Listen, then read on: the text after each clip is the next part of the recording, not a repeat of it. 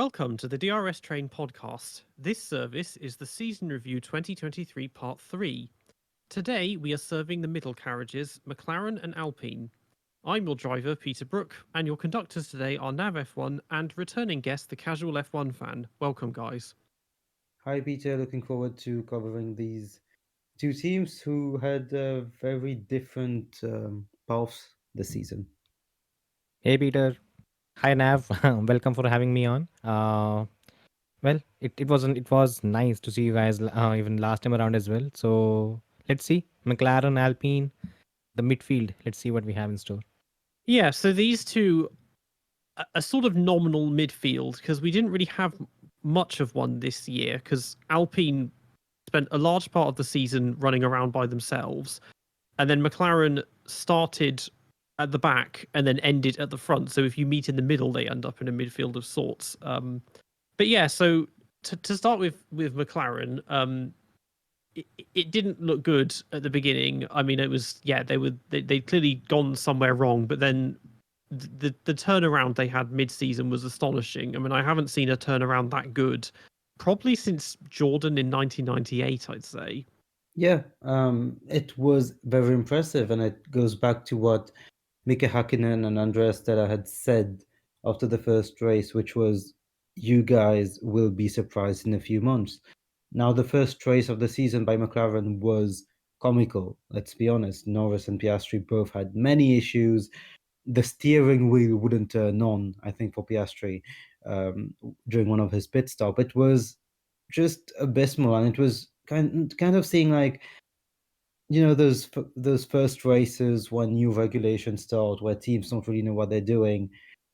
It looked like it could be a mess all year, and then Mika Hakkinen goes on very confident, saying, "Guys, you will see this team will be challenging for podiums and for wins." And lo and behold, that's what we got. And yeah, it's just extremely impressive to see what they did over the year. It was both in terms of Iro, in terms of confidence for the drivers, of course, the team principal, whom I will talk about later. It was a solid turnaround, and I don't think anyone expected it. Yeah, I think for me, I I'm still not able to understand how a team can make such a massive turnaround. Because I'll be honest, at the start of the season, even at the car launch, McLaren was surprisingly honest, where they said that we do not expect to have a good start to the season.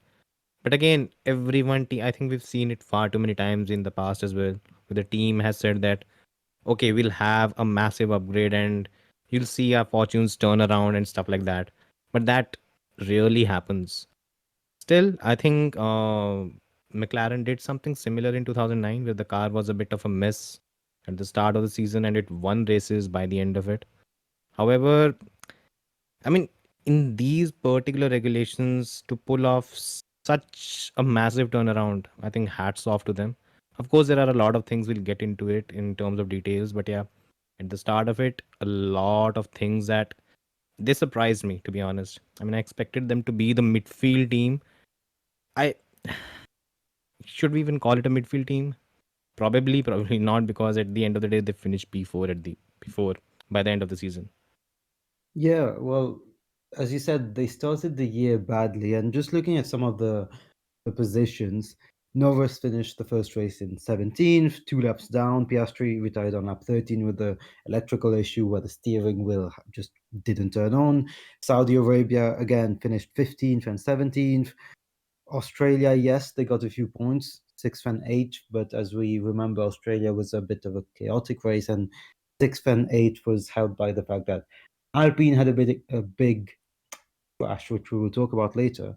A lot of people say that the turnaround was at the British Grand Prix when, with that special chrome livery, Norris qualified in second, Piastri in third. No one really expected that. I think in Spain, there were already glimpses of this this kind of new car delivering more, because I remember in Spain, Norris qualified first or second row, and then he messed up his start, and then he disappeared.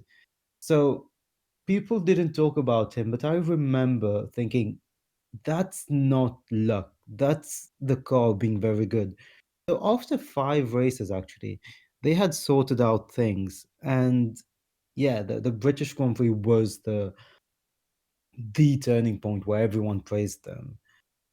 It was extremely impressive. I'm not sure when and where they found out what was the change they had to make, but in the end, yeah, they suddenly went from not getting out of Q3 to here we are on the second row with our rookie driver and our other young driver who is now set to compete with Max. Yeah, and I think there was this was something to an extent. Andreas Stella, he did he did talk about it a bit that last season Mhm. around December or probably November, the team found out that the direction that they had eventually that they wanted to go ahead with in terms of car development was not the correct one. So since they were already a few months behind, that ultimately it dropped them back in terms of your typical lead time in terms of developing a car. So they put all their eggs into the first major upgrade that they brought. I think it started with Austria. From that point onwards, they brought the car that they were supposed to launch the 2023 season with. It eventually came in Austria. From that point onwards, the season went how it did. And I think a lot of it has to do with the fact that McLaren identified that the car concept that Red Bull has, that is the one they need to pursue. And once they made that decision, I think we've seen how brilliant it has worked out for them. Yeah, I think one thing that helps with how impressive things were was the how small the field spread is. Because in terms of overall lap time, I think the gains were relatively small, maybe not as significant as it seems, but it looks good because the gap between the teams is so tiny. Because if you'd gone back 10 years, they would have gone from being, I don't know, ninth fastest to maybe fifth or sixth, not to second fastest. That has made a difference, and that's where everything has just been on a knife edge um, for all the teams. And I guess it makes it all the more impressive that Red Bull was able to be so consistently at the front when it was so the gaps were sometimes it could be as little more than a second between the entire grid in qualifying. So if you gain a half a second, that's going to move you halfway up the field just like Yeah. that. When 20 years ago, you maybe couldn't even gain one row on the starting grid of half a second. It's almost as if right now, it's almost as if we look at these new ground effect regulations, there's almost this kind of a feeling that Red Bull is the only team that has done its homework, that has been brilliant in terms of solving a puzzle, and every other team is now trying to copy that same homework and trying to reach a particular level. That's what they're all doing right now. Because Aston Martin was the first team that took inspiration from the Red Bull concept. McLaren was the second, and again, Aston, it took the advantage of it earlier in the season.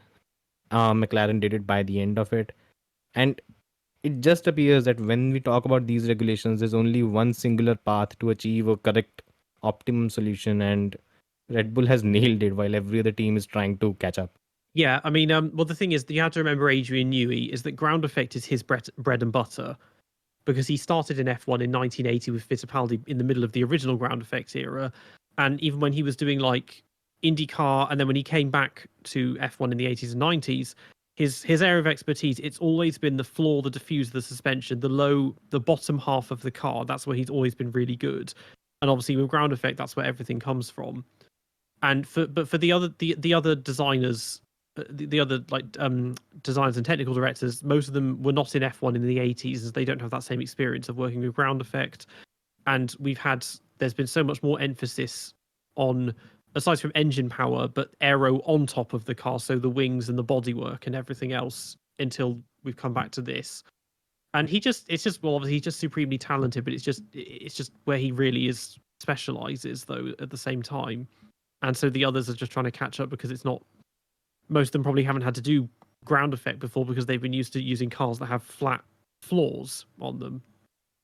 Well, one of the improvements that McLaren made was the fact that they sacked their technical director just out of Saudi I think, James Key, and they basically broke up the technical director role into three, which was aerodynamics, car concept, and engineering. So they basically upgraded two guys, promoted two guys, and they promoted two guys from within McLaren to aerodynamics and to engineering, and then they stole a guy from Ferrari to the car concept and performance thing, which leads me to talking about how there's a lot of technical director incest going on in F1 at the moment, because everyone wants to basically catch up to Adrian Newey.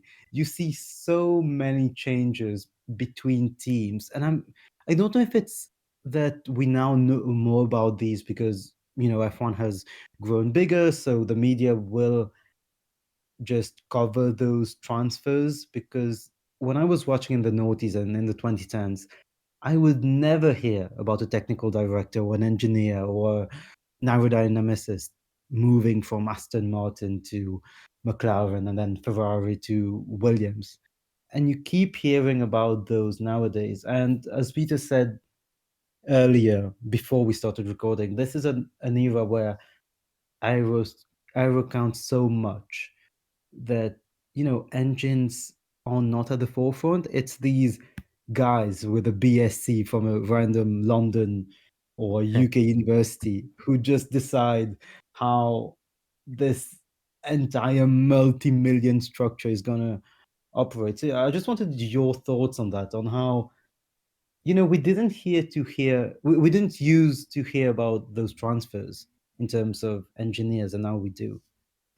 Yeah, I think it started pretty much with Adrian Newey in 2010s, because that was the first time that the ingenuity was quite visible. I mean, it used to be visible earlier as well, but there was a lot of focus on both the engine as well as the chassis. When we talk about the Ferraris of the 2000s, the dominant ones, they had brilliant cars, no doubt about it. But it was never only Rory Byrne who did the heavy lifting. It was the entire package. The power unit was up to the mark. It was not the strongest. More often than not, it was BMW that had that. And then you talk about the aero. Again, you can say probably not the best, but it was something that worked perfectly in terms of a complete package. When we reached the 2010s, what we had was a complete engine freeze. And at that point in time, mostly I mean, yeah, of course, there was some bifurcation, some differences in terms of power output. Mercedes and Ferrari tended to have a little bit of edge over Renault. It wasn't massive, but it was still there. But more or less, it came down to the aero, and Adrian Newey started making his difference from that point onwards. Those four cars from 2010 till 2013, of course, they were arguably one of the best cars, but he started becoming the key differentiator, and they started recognizing that from that point onwards. Then in 2014, you had the Mercedes power unit, and a lot of credit goes to Aldo Costa and Jeff Willis and these guys that actually conceptualized it. So yeah, from that point onwards, it has become a bit of a trend, and I think again, it's media. It's a 24/7 sport now. It's not really because F1 used to end a bit earlier in the yesteryears. Now it comes down. Now it ends in December and starts again in Feb. So when you have that kind of a season, media needs to provide some fodder. Precisely, that's what it's doing right now. Yeah, it's the same for Aston Martin when they had their big turnaround in pace in Bahrain. A lot of the credit was going to Dan Fallows, not just to Alonso and Stroll. And yeah, you would never have gotten that in the past. And it was all the talk about how Dan Fallows is Adrian Newey's protege. He's the one who has come to dismantle his mentor's legacy. It's nice in some way because it humanizes F1 a bit. Instead of just being about engines and drivers, you get to know about the engineers who, in the end, kind of do a lot of work which used to go under the Most of the radar. work. Let's call it Exactly. most of the work. Exactly. They do most of the work. The driver drives a car, but as we saw in 97, you put Damon Hill in an Arrows, he's not going to win. Well, he should have won. a race, but Hungary. he's not going to win. Exactly. He's not going to win many races. So, yeah, in some way it's nice. But I just wanted to know that's something that we have started to talk about a lot recently. And McLaren, yeah, a lot of emphasis went on how after Saudi, they completely went for an overhaul, got guys from Mercedes and Ferrari, just like Aston Martin has been doing, and it Yeah. works. True, Yeah, I mean, true. you can again make the analogy with Jordan in '98 because they got rid of Gary Anderson, who'd been their long-term technical director, and replaced him with Mike Gascoigne, who completely kind of revamped the design team and obviously made a much better car for them. But yeah, we are getting back into an era where people start to recognize technical directors more and designers, because I never really took notice with say McLaren in like late 2000s and even Mercedes during their dominant era. Everyone always just kind of laser focuses in on Adrian Newey because he is so good on aero, and he's become sort of the you could consider like him, Colin Chapman, and Gordon Murray to be the sort of holy trinity of aerodynamicists or technical directors in Formula One. Because there are lots of other names that come and go, and it depends on the era that they're working in and how much emphasis there is. Because like the 1980s, for example, is not an era that where aero mattered much. That was turbos, that was all engine power and reliability. But now it does, and so you are going to hear a lot more about all the intricacies of aerodynamics. Plus, I think what happened with Adrian was that I think by 2010 he started getting his due. Because you look back, you look at the 1990s, he was the man. I think he's built two of, I think, two of the most dominant cars ever in the history of the sport. I mean, we talk about Red Bull being the most dominant car this season. In terms of results, yes, but I cannot even put that in the bracket of those active suspension cars that Newey made in 1992 and 93. They were just leagues above everyone else, and that was Newey's legacy. Then you had him move to McLaren. Again, he won there. Then I think it was honestly, and to be blunt, it was Ron's hot-headedness that cost him big time, and also that was probably one of the reasons why McLaren didn't win with Newey again. In 2010, I think Newey finally got his due because he had been winning for almost 2 decades. Only in 2010, it came down to the fact that, okay, this is the guy that is making the difference. Yeah, and I think also because by then he was in charge of everything, because um so at Leighton House he was technical director, but he wasn't with them for very long. But then at Williams he was chief designer, but he was under Patrick Head. So I think when it came to the active cars, I think the gearboxes and the semi-automatic transmission, that was done by Patrick Head. I can't remember who else it was. I think there was someone else who was mainly in charge of the active suspension. He was the actual aerodynamics of the car. That was Newey. But then when he came to McLaren, he was in charge of everything. So that was all him. And then Red Bull, it took him a couple of years, because he had a tendency to leave teams mid-season and join others. So he joined Red Bull mid 2006. Yeah. But had nothing to do with the 06 car, which was a really bad one. The 07 and 08 cars, they were all right, not his best work. And then obviously 09 comes into his own when diffusers become a thing. And again, he was the first for me, because that wasn't long after I'd started watching F1. He was the first technical director I'd really heard of in terms of this is the mastermind behind why this car is so Yeah. good. Because even Yeah. now I'm not, because I know that Ross Brawn, during the Schumacher years, he was the technical director of Ferrari, but there's no kind of one person that made those cars so good. It was lots of different people in different areas. Whereas Adrian Newey is kind of a one-man band in a lot of ways. I think the PR helps as well. Mm. I And mean, his to book. be fair. His book And- being this book that everyone has to read if they like F1. It's amazing. I The think- amount of detail he goes into is everything I've ever wanted, and I wish that every technical director would do a book where they go into so much detail about how they design the cars and the aerodynamics and everything. Yeah, it's the Bible of F1 engineering for fans.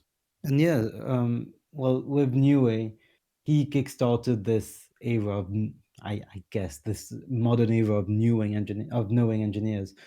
And yeah, now we're back to having more engineers we know about, and Andrea Stella going into his tenure as team principal.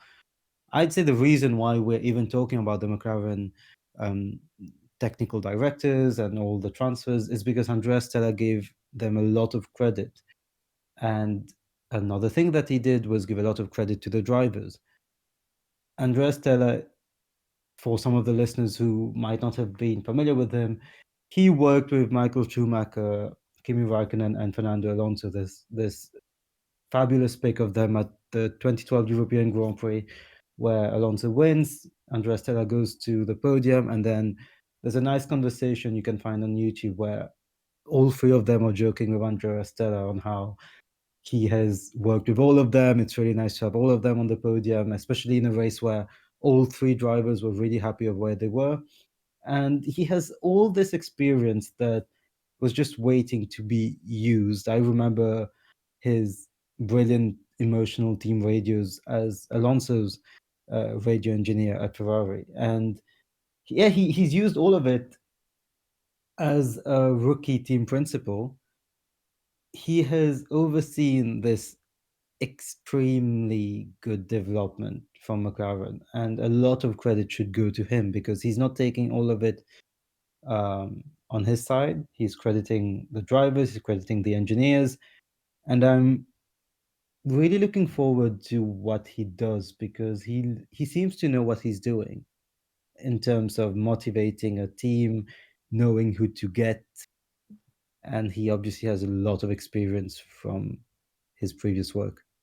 I think something that truly stands out when it comes to Andrea is, yeah, something you touched on as well, the kind of experience that he has. But more than that, he's potentially sitting on a landmine right now, and I think he will be very, very aware of the fact that there is a massive challenge coming in front of him next season. And that challenge will be the Lando Norris versus Oscar Piastri battle, because that's Yes. going to happen ultimately. And as a team principal, there is no bigger challenge than tackling two arguably elite talents in the same team, and they are fighting for the highest of stakes. I agree. Stella has done a brilliant job, and again, talking about how the dynamics work, Stella was quite he was quite prompt in putting down any kind of friction between the two drivers when the two had a bit of a contact in Monza. I think that is something he'll need to keep an eye on, because in my view there is only one stumbling block that McLaren has right now, at least in the short term, and that is how they manage the Oscar Piastri versus Lando Norris dynamics. It will come down to that. His legacy could ultimately depend on it, because if ultimately he has to let go of one driver and put someone less competent than that, probably not the most desirable of outcomes for him as well.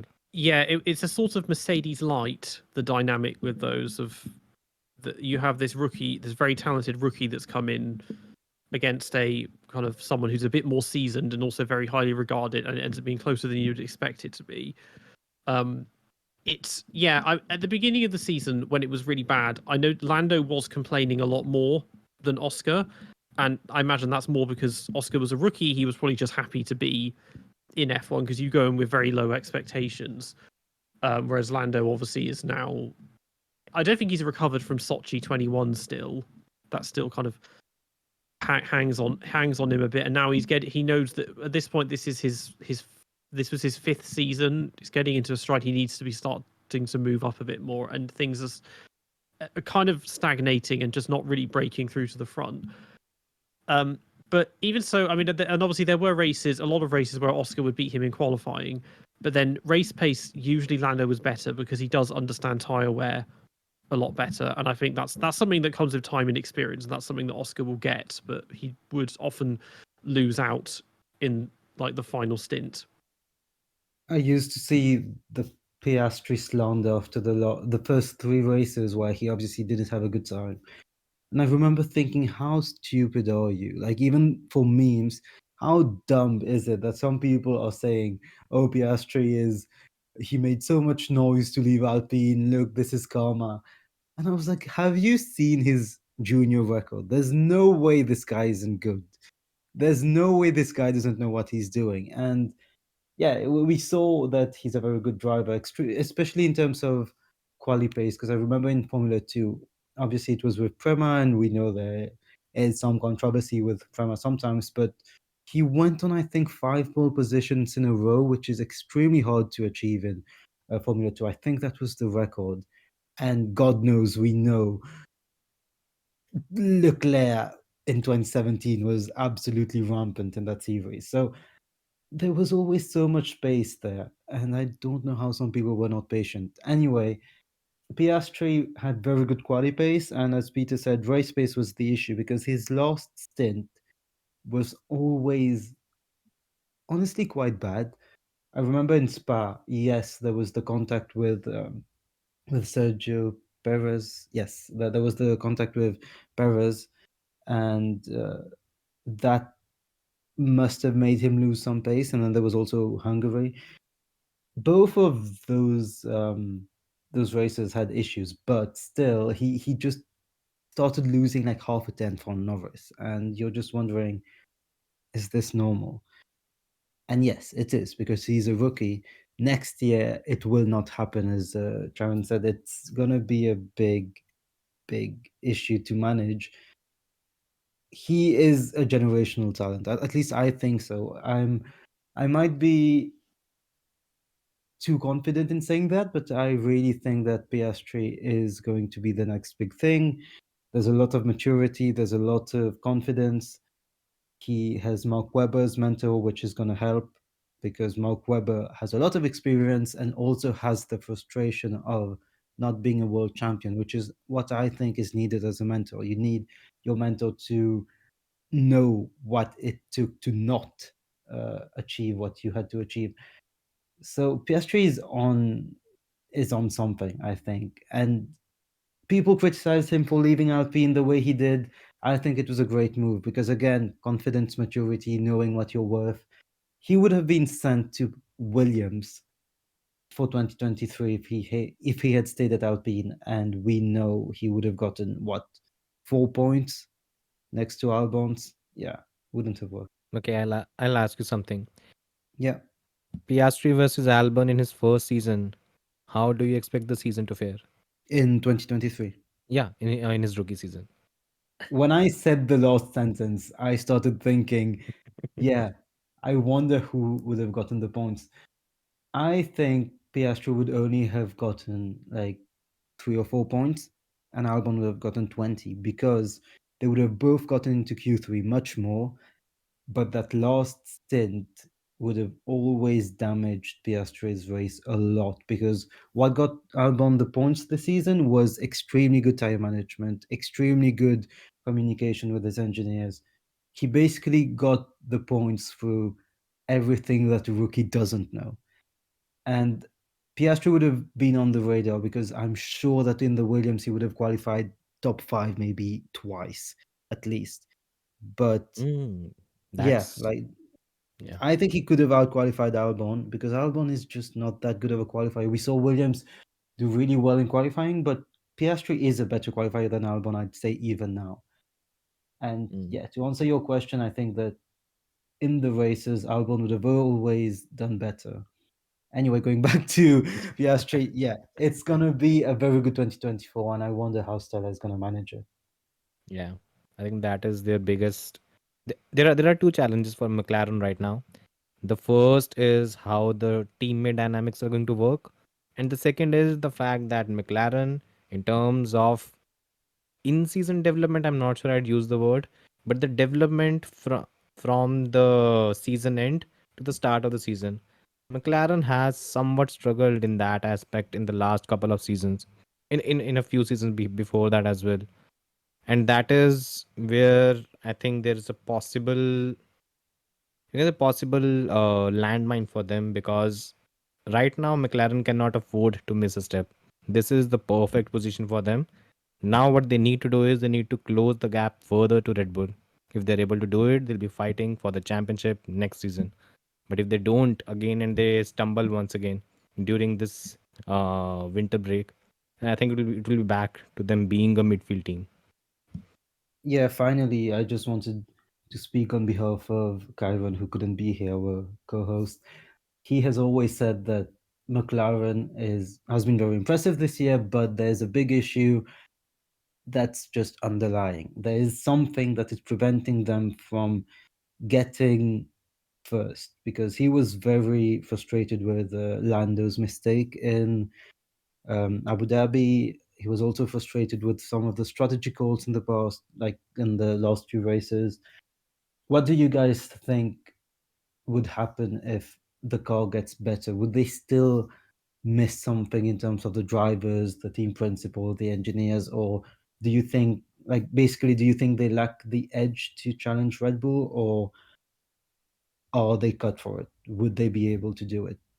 I mean, Max and Red Bull are pretty much impenetrable at the moment. That's the problem. You need to be just you have to put on a perfect campaign even to match them. But with these two, I feel like Oscar he's close to being better equipped to do it because he's basically dead inside and doesn't care about anything, so he doesn't get affected by stuff. Whereas Lando loves to complain, and he's still hung up over one botched strategy call from 2 years ago that's given him 13 podiums without a win.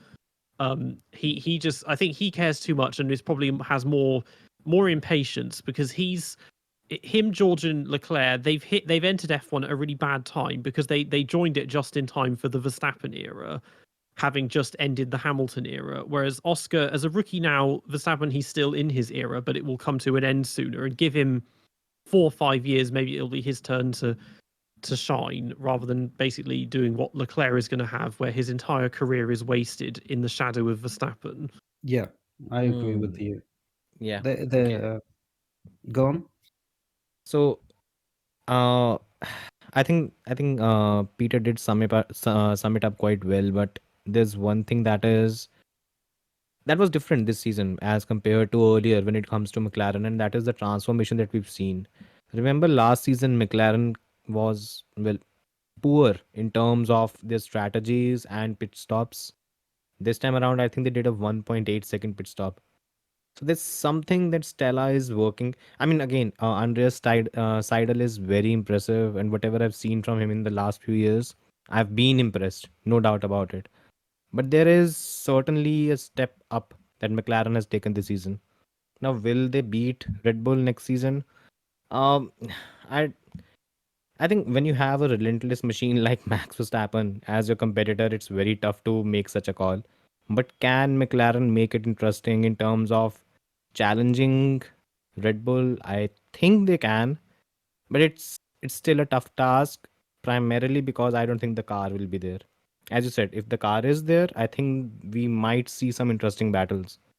Also because the other Red Bull has Sergio Perez in it, who will probably qualify in Q2 and leave McLaren kind of defenseless with two McLarens behind him.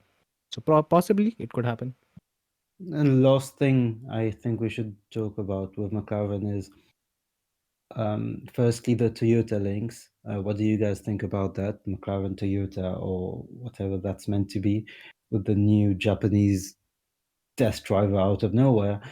And secondly, what did they do with the reserve driver situation? Because that's very quickly mentioned, but we know how there was a big issue with Alex Palou, who was ranked second, I think, in Autosport's best drivers of the year, all motorsport categories considered. He had a stellar year in IndyCar, but had a big falling out with McLaren. Pato Award seems to be waiting for an F1 drive that probably is never going to come. So yeah, those two issues I think are worth mentioning. This Toyota link, and just the fact that the reserve drivers are not getting near the McLaren seat anytime soon, unless Norris eventually leaves. I think that McLaren they sort of own the fact that they know that their driver academy is basically a formality. It's not like Red Bull's where they're actually trying to find young talent or anything, because they've got this random hodgepodge of drivers, and the only one that could be considered a proper junior would be Gabriel Bortoletto, and that's only because okay, well you won F3, so really you should be in academy. So here you go. I mean, it was the same thing with Drogovic in the so-called Aston Martin Driver Academy, of which he is the only member, I think, or him and Jess Hawkins or something. But the others, yeah, they got Ryu Hirakawa and then Paso Ward, and then they had Oliver Turvey and Will Stevens were simulator drivers for years as Mick well. It's just, Schumacher joined recently as well. yeah, Mick as well. I think because McLaren, they're a customer team of Mercedes, but they're not really connected in the way that Williams. Toto desperately wants Williams to be Mercedes Toro Rosso, but James doesn't want that. And they're trying to separate from them. But there has been this sort of link that you go through Williams and then you go to Mercedes. McLaren doesn't have that so much. And these two, they've got long-term contracts.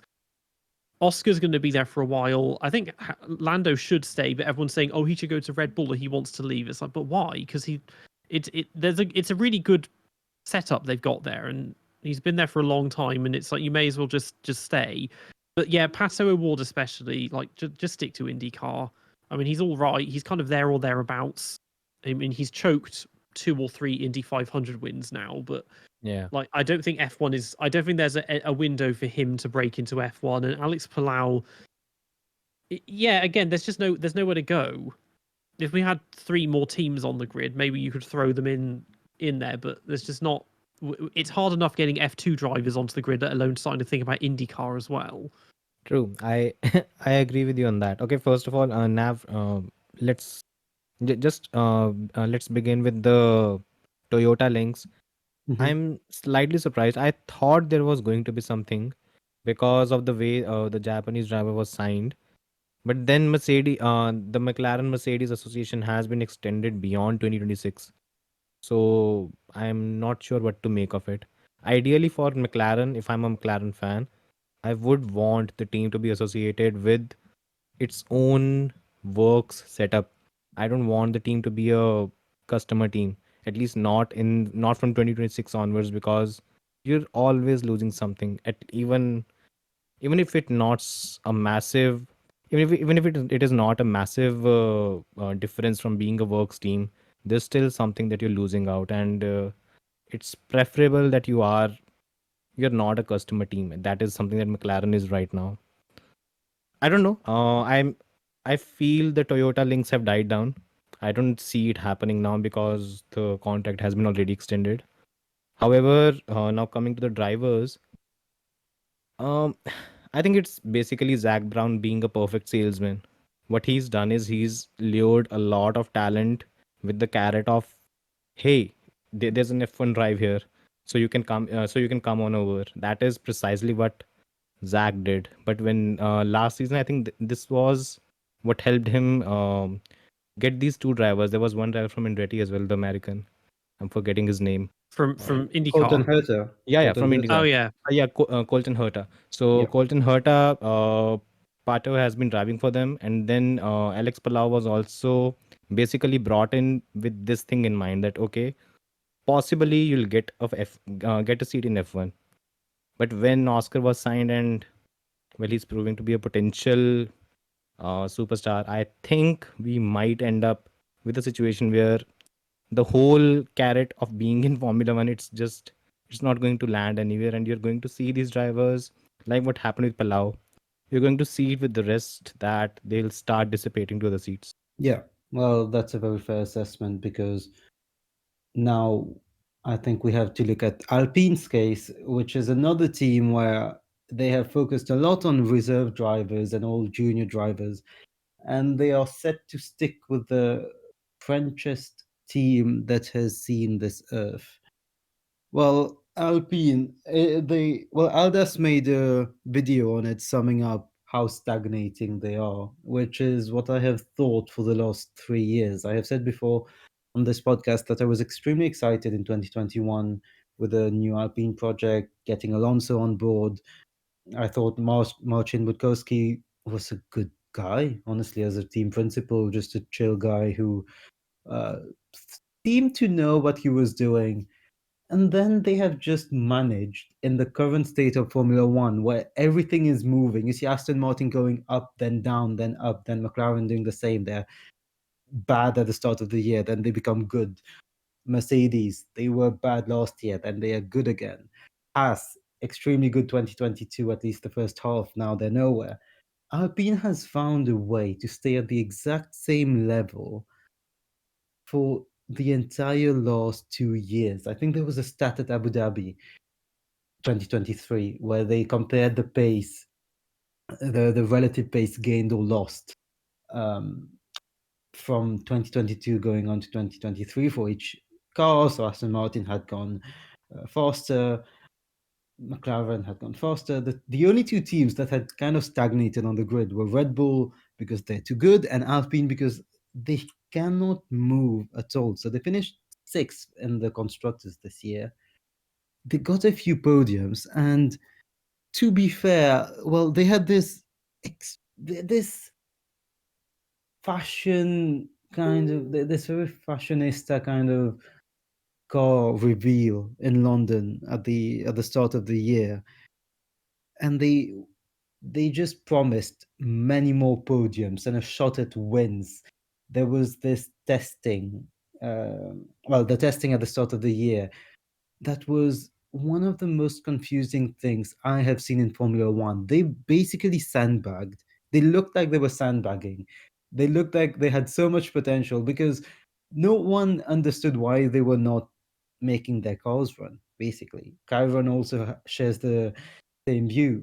They were just not doing anything. And we were like, okay, surely that means they're really good. And the team principal was like, yes, we are good. Ocon and Gasly were like, oh, you have no idea what's coming in Bahrain. And then it's the exact same results as a year before. No one knows what they're doing. The directors don't know what they're doing because the CEO left, the team principal left, the sporting director left. They brought in loads of new people. Yeah, it's just an example of how to not progress in Formula One. There's so much to say and so little to say at the same time.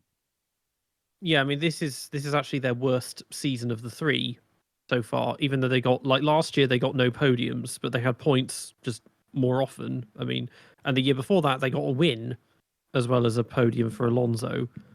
I mean, you could argue, Alonso is left and suddenly everything's worse or whatever, but there's so much going on there. I mean, I think if they did want to make themselves the most French team in F1, a good starting point would be to move their base to France, and probably also that they got a bunch of celebrity athlete investors invest in the team this year. None of them are French. It's all like British and American footballers and everything. So they could go all in on that if they wanted. But at this point, every team is basically just a British Italian hybrid or something, some kind of variation on that. Yeah, it's just puzzling. I fall behind in terms of who is and isn't in the team because they keep changing management and firing people and people move on and because the team itself stagnates, you don't know what to make of them. Because even then, they have there's a bit of a crisis with their junior academy because they've got quite an elaborate. Theirs is different to McLaren's in that it's quite large, but it's all actual juniors. They're all quite young because the most senior ones are Victor Martins and Jack Doohan. But with Jack Doohan, I haven't got a clue what he's doing in terms of saying, oh, I'm going to spend a year not doing F2 because I think it'd be better for me if I spent a year wearing headphones and staring seriously at the camera while I stand behind whoever our team principal is. It's you may as well just keep racing because people will forget about you if you're just doing nothing for you. If you're hoping that one of these two is going to leave and you'll get a seat, that you have to just to get a seat anywhere, since I think this is the first year that we've gone into the next year with an unchanged lineup on every single team. You do just have to be ruthless and try and make yourself as present and stand out as you can, and I don't think that's really gonna work. Not helped by the fact that his F2 results have been kind of average anyway. So I think when it comes to Doohan, I did an interview with Kushmani just a couple of months back when he got signed with Alpine as the junior.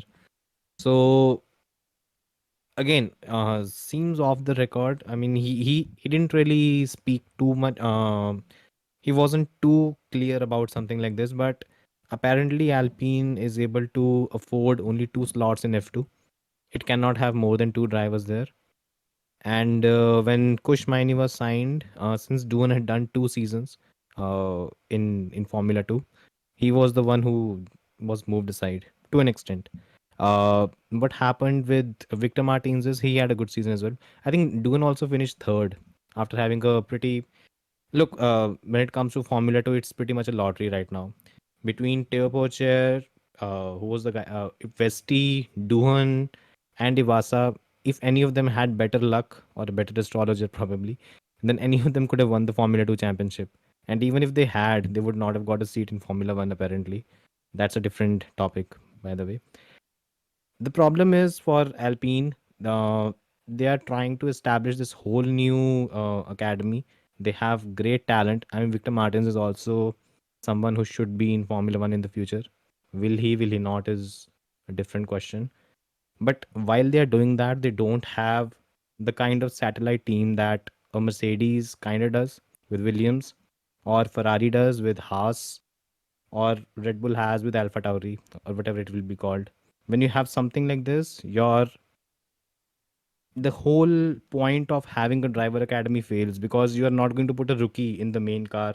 That is just what you're not going to do. They didn't do it with Oscar, and if they're not going to do it with Oscar, they cannot do it with anyone else. So really, they're just in a catch 22 situation. And by the way, there's there's a major thing when it comes to this whole driver academy, how it came into existence, who was the one who was heading it, and the man left just recently, a few weeks back. Uh, David Brivio has left Alpine, by the way. And since there are very few people in Formula One who would actually know who David Brivio is, here's a slight recap of his career and accomplishments. Now he's a MotoGP guy. Yep. He And when it comes to him, he's responsible for the revival of Honda in around 2004 2005, something like that. Sorry, not Honda, of Yamaha. And then in 2020, he revived a Suzuki, the Suzuki team, after I think 4 or 5 years with the team, and he won them the championship. This was the man that Alpine brought to Formula One.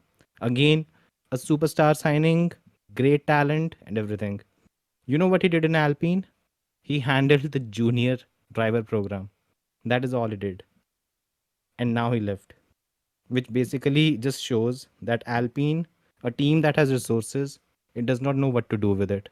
And when you have something like that, yeah, this is what you're going to get. Pretty average results.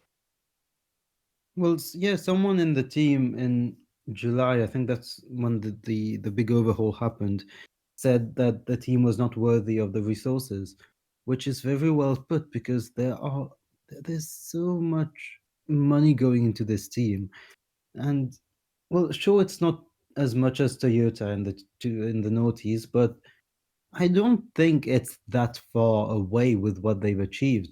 They have had one win since coming back, and that win was a chaotic mess that happened with a lot of circumstance. The junior academy, as we said, they're not doing much with it. They've had very good drivers, but Guan Yuzhou only got something because he left the academy. Duan, yeah, he is good, I think, but again, comes back to not having a second team. Alpine would have been great with a second team. They would have actually had a personality because at the moment you want them to be this extremely French team, but one of my friends who is French always complains about how Alpine basically all their race reviews it in English. And a lot of the French community who supports Alpine on Instagram is always like, yeah, can you start posting in French? You can't put everything about France on the livery and on the team and on the board, and then all of your reviews are in English, which is just a big consequence of what Peter said of not even having the factory in France in the first place. And going back to the performances, yeah, they basically said they would be challenging for something this year.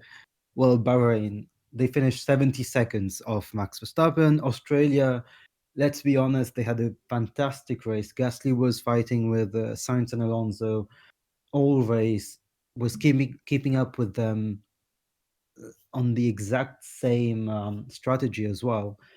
And then civil war happens. Ocon and Gasly just basically kill each other. To be fair, none of them knew where the other was. But yeah, they end the race that would have been fantastic on a double DNF. Lots of memes with croissants and baguettes and civil wars on the 1800s. Monaco, it's the opposite. Ocon has fantastic pace. He had a genuinely incredible quali session and had a great race as well. But then what happens? Nothing. Like, they were so inconsistent.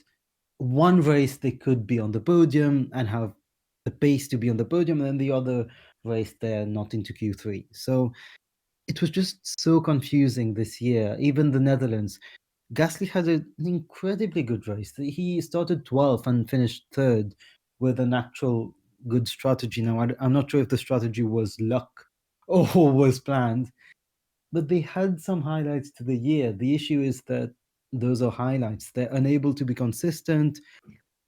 And in the meantime, they're seeing Alonso and Piastri living their best life in teams that were meant to be their rivals. Aston Martin and McLaren were teams that they thought they would beat.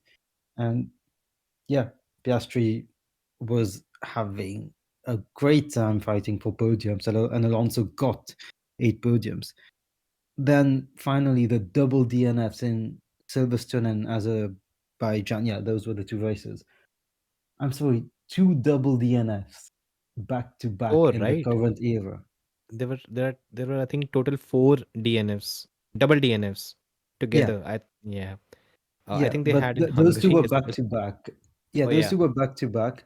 So yeah, they had 3 double DNFs. So Australia, which was a crash, but then Great Britain and Azerbaijan, which was an actual supplier part issue.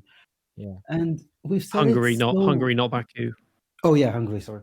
Yeah. yeah. Yeah, I was thinking Baku's not that Yeah, place. I Baku, don't they know were why I 14th, wrote they that. were 14th and 50th. That was their only double finish, both outside the points. Oh, except Abu Dhabi. Yeah. Yeah. I I don't know think why I wrote that down. Baku was the Anyways, race where, yeah. Go ahead, go ahead. no, so just Silverstone and Budapest. We've said it before.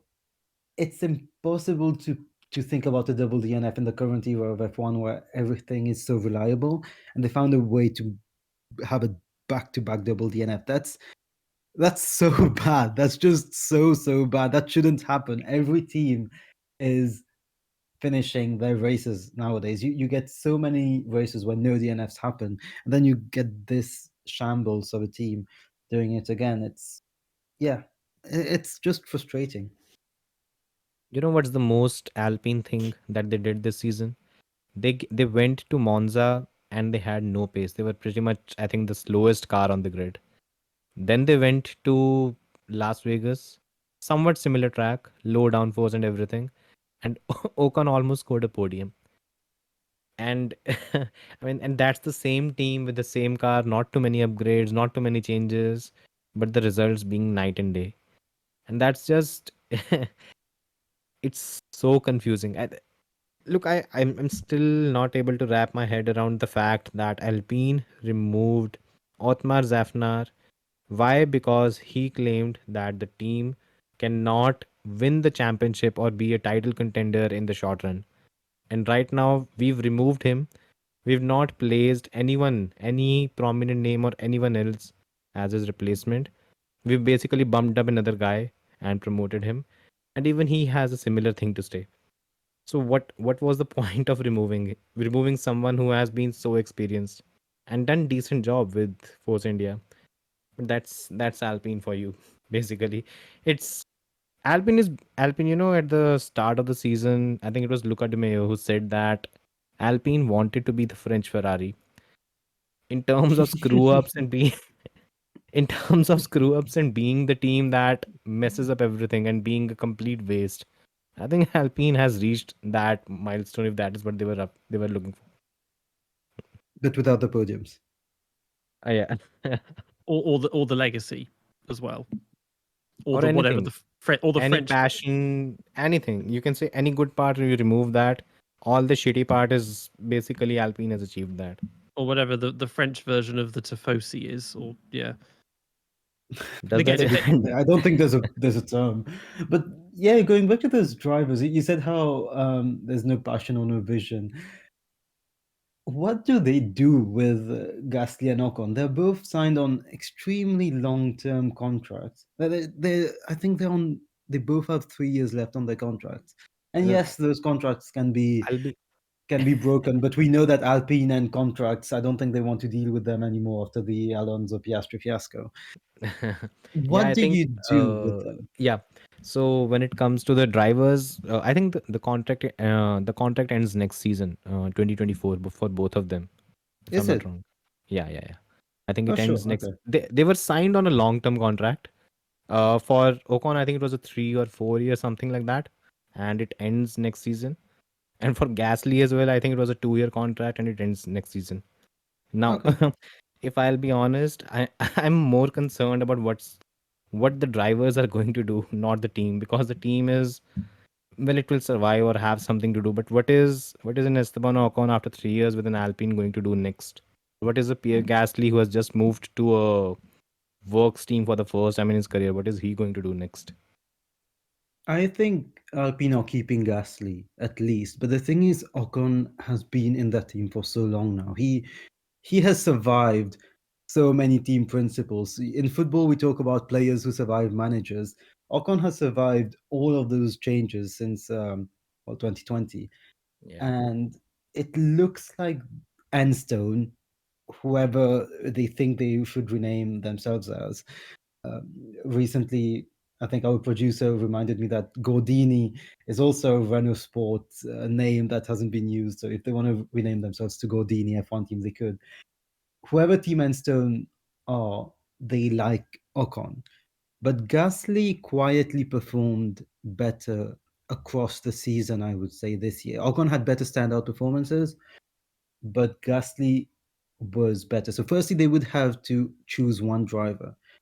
Now, Ciaron always says he would love to see Ocon at Red Bull because that would be funny and Ocon would do his utmost to challenge Max.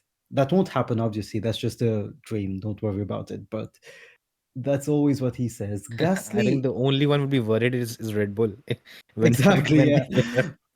Gasly, as you said, he just joined a works team, so surely he wants to stay there for a bit. Ocon, there's no way up for him. None of the top teams will want him.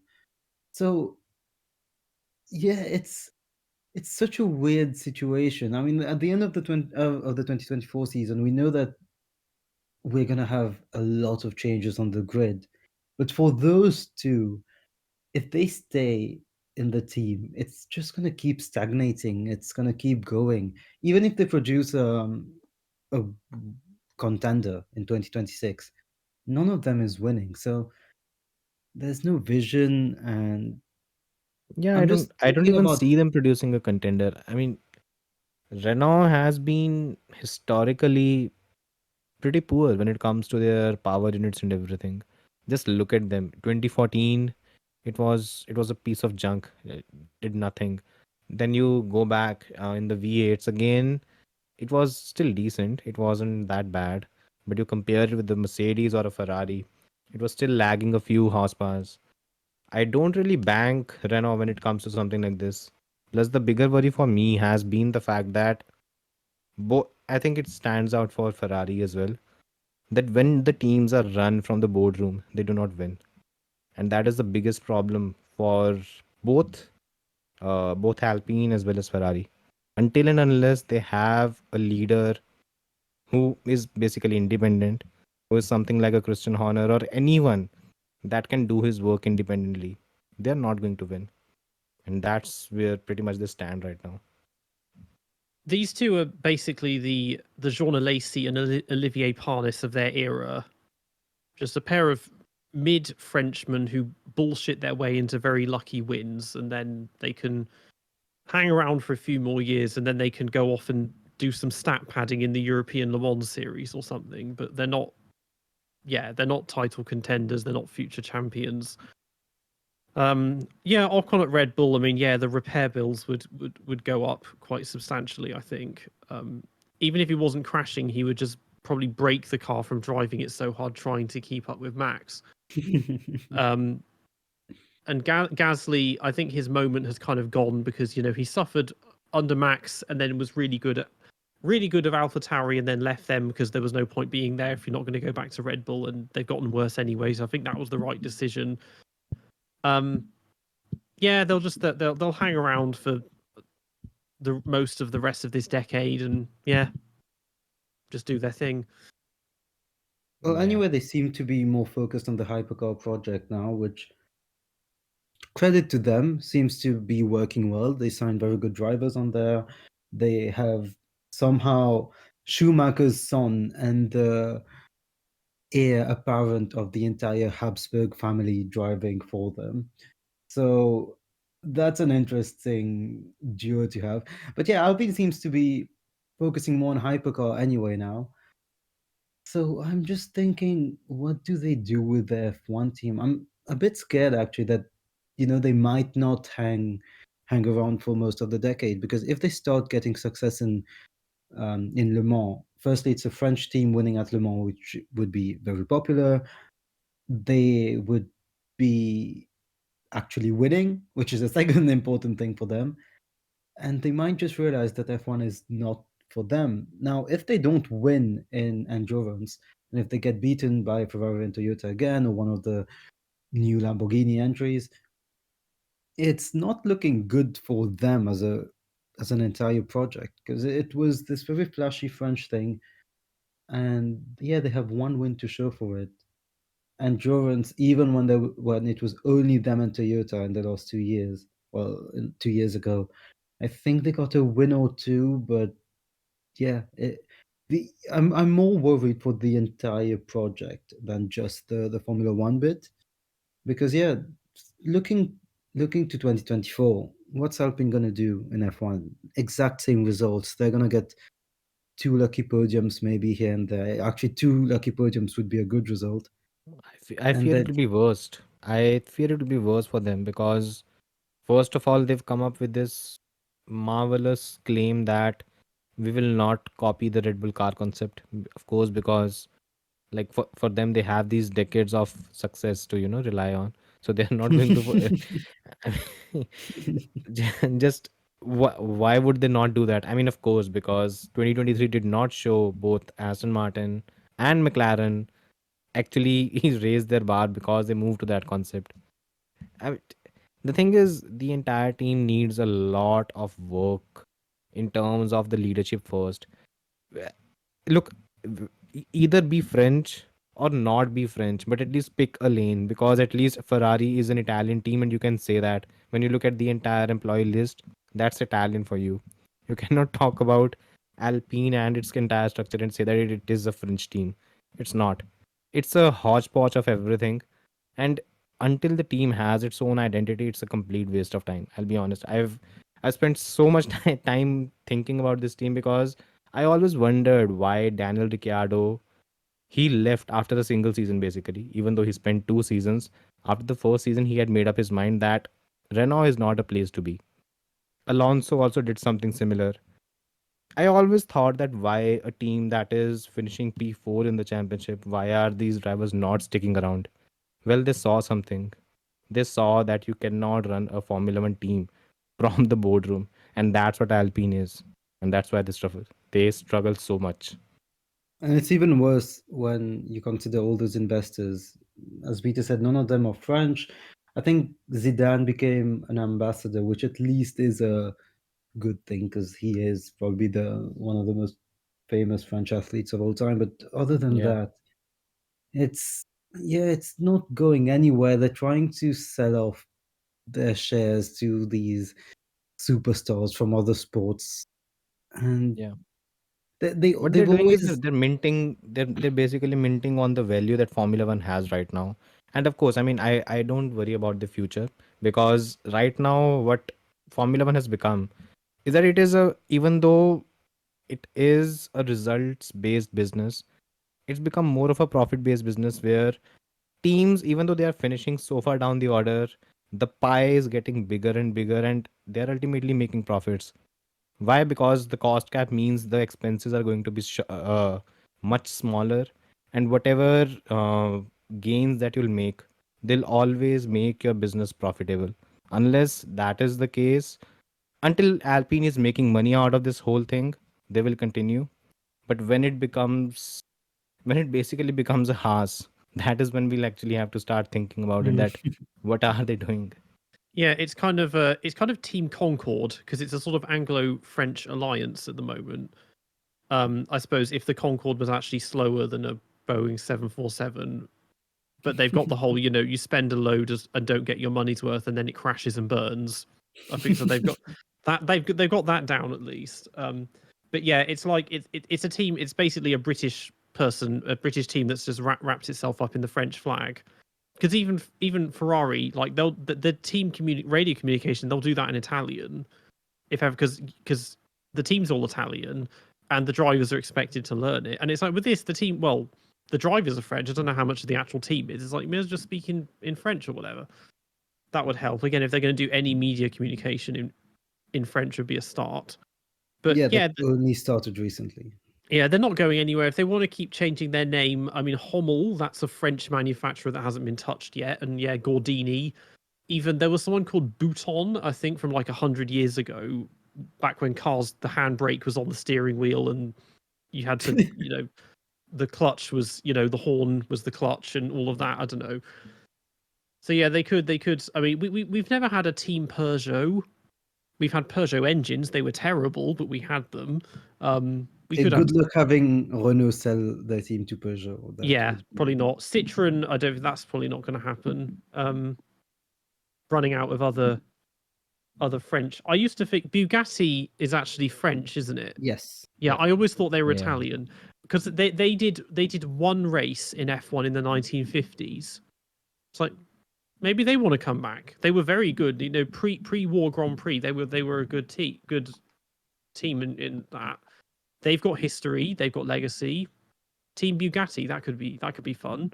Just 'Cause sell, like, just sell the team Macca. to Andretti and get it over with. I mean, just end the pain. Just sell this team to Andretti. At least they will have passion.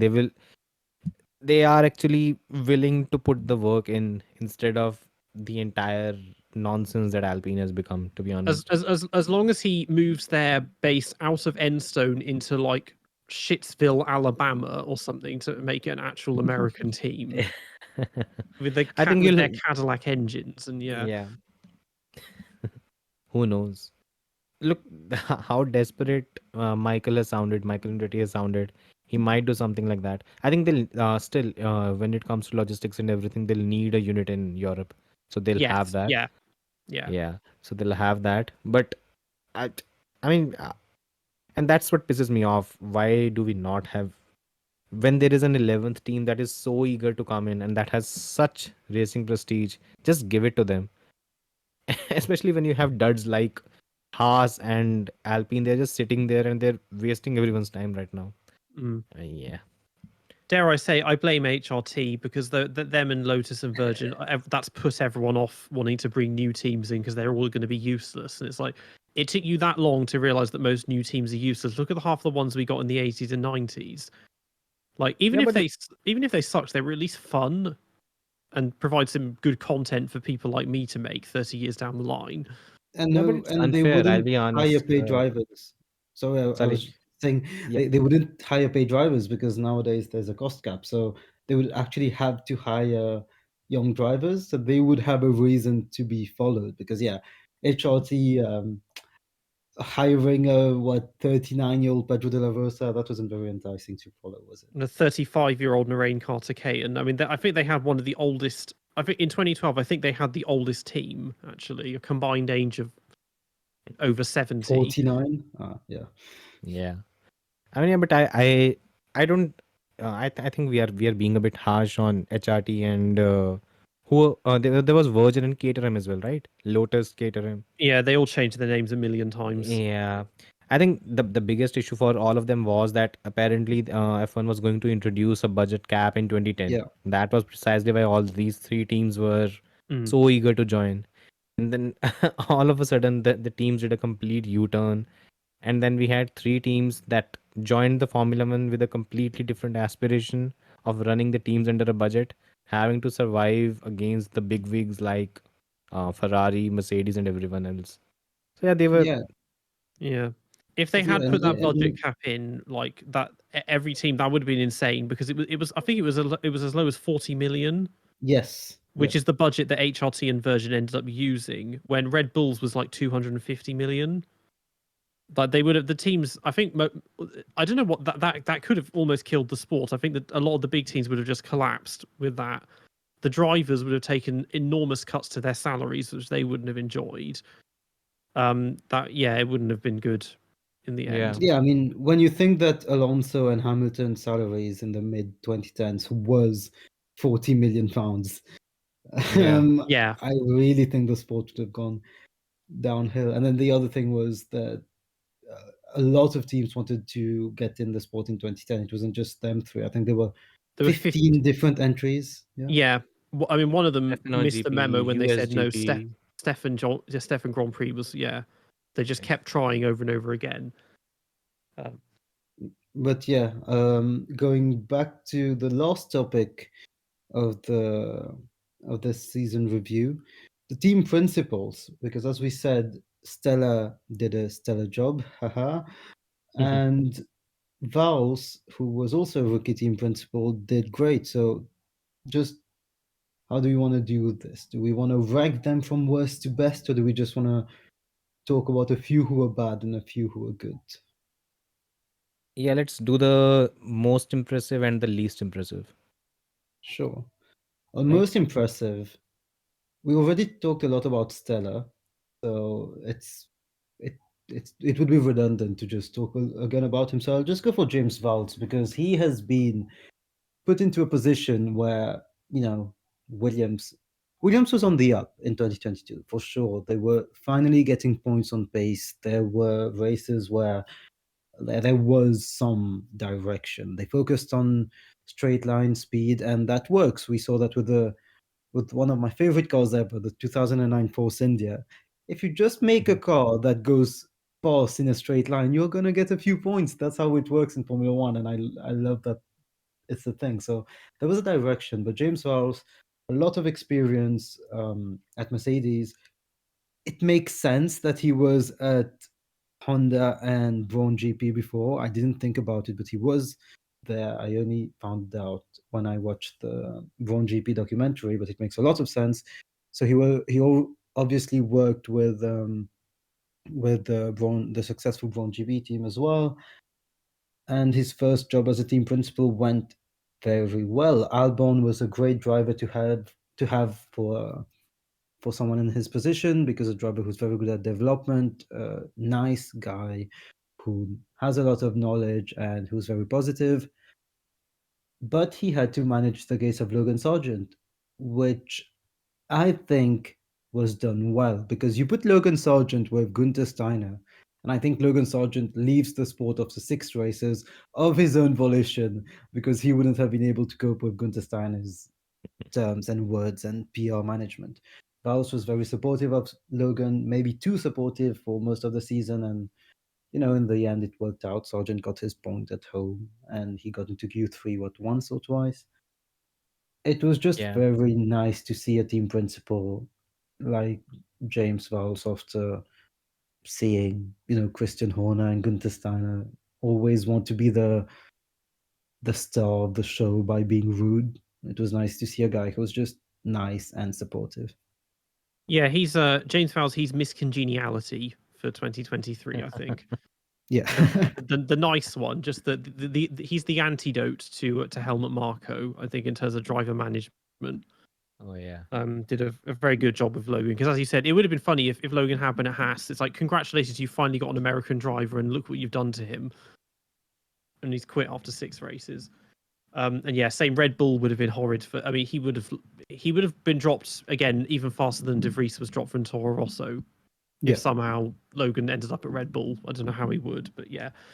Yeah, and because he understands, because again, they brought him in a year early, so that which they say he was meant to be joining this year, so they understood, okay, he wasn't prepared for this, and so it's going to take a year to get into a rhythm. So hopefully it pays off and he's a bit better next year. But if it's going to be a Latifi where he just gets worse, then yeah, he's not going to be around much longer. But yeah, like from the other team principals, I mean, people like Franz Tost, he's always someone I've never really noticed much.